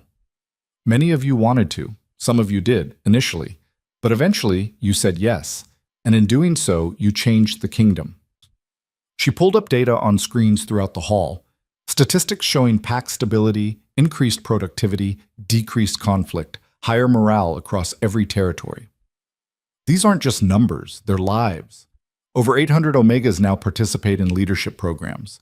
Hundreds more work as healers, teachers, administrators, strategists. We've stopped wasting potential and started cultivating it, and every single pack in this kingdom has benefited. She moved to the center of the stage. But we can't stop here, because there are still wolves being marginalized, still injustices being ignored, still people falling through cracks we haven't bothered to fix. I'm proposing the Kingdom Welfare Expansion Act, comprehensive support for every wolf who needs it, disabled, elderly, injured, struggling, not out of pity, but out of recognition that a kingdom's strength isn't measured by its most powerful wolves. It's measured by how we treat our most vulnerable. The room erupted in discussion, some supportive, some skeptical, all engaged. I know what you're thinking, Kaya continued, that it's too expensive, too complicated, too idealistic. The same things you said about the Omega Protection Act, and look how that turned out. She smiled. I'm not asking you to be perfect. I'm asking you to be better, to keep pushing toward the kingdom we could be, rather than settling for the one we've always been. Because here's what I've learned in 7 years. Change is terrifying. It's uncomfortable. It requires admitting we were wrong. But the alternative is stagnation, and stagnation eventually becomes extinction. She met eyes throughout the crowd. So I'm asking you again, will you take the leap? Will you choose growth over comfort? Will you help build something better? The vote happened 3 hours later after extensive debate. The Welfare Expansion Act passed with 42 packs in favor. 37 was all 37 original packs plus 5 new ones that had joined the kingdom in recent years. Full consensus again. Kaya stood beside Lucian as he signed the act into law, adding her signature beside his. 7 years, 2 major reforms, a kingdom transformed, and still so much work to do. But for the first time since arriving at the palace, Kaya felt something she'd never quite believed she deserved. Peace. Not the absence of struggle, there would always be struggle, but peace with who she was, what she'd accomplished, and what still lay ahead. That evening, she returned to the gardens where she'd first found clarity all those years ago. Emma, now 15 and preparing for diplomatic training, found her there. Your Majesty, can I talk to you? Always. Emma sat beside her, nervous energy radiating. I've been accepted to the Royal Diplomatic Academy. Me. An Omega. They actually want me. Of course they do. You're brilliant. But I'm scared. What if I fail? What if I prove everyone right who said Omegas shouldn't be in leadership? Kaya took Emma's hand. Then you fail and try again. That's how learning works. Emma, you're not responsible for representing every Omega who ever lived. You're just responsible for being yourself and doing your best. That's all any of us can do. What if my best isn't enough? Then it's still more than anyone expected. And that's revolutionary. Emma hugged her, fierce and grateful, then ran off to share the news with her grandfather. Kaya sat alone watching stars emerge, thinking about everything that had changed and everything still to come. The girl who'd scrubbed floors in a basement was gone. In her place stood a queen who'd transformed a kingdom not through force or power, but through persistence and compassion and refusal to accept that people were disposable. It hadn't been smooth, it hadn't been easy, and it wasn't finished, but it was real. It was lasting, and it mattered. Somewhere in a small pack, a young Omega was looking up at the same stars and feeling hope instead of despair. Somewhere, a wolf who'd been invisible was finding their voice. Somewhere, change was happening because someone had decided it was possible. And that, Kaya thought, as Lucien joined her in the garden, pulling her close, was worth every struggle, every doubt, every terrifying moment. Because the most powerful thing she'd ever done wasn't using her voice to compel or command. It was using it to say, you matter, you're seen, you're valuable. and watching people believe it. That was the real revolution. Not the laws or votes or political victories, but the moment when a wolf who'd been taught they were nothing looked in the mirror and saw someone worth fighting for. That was power. That was change. That was everything.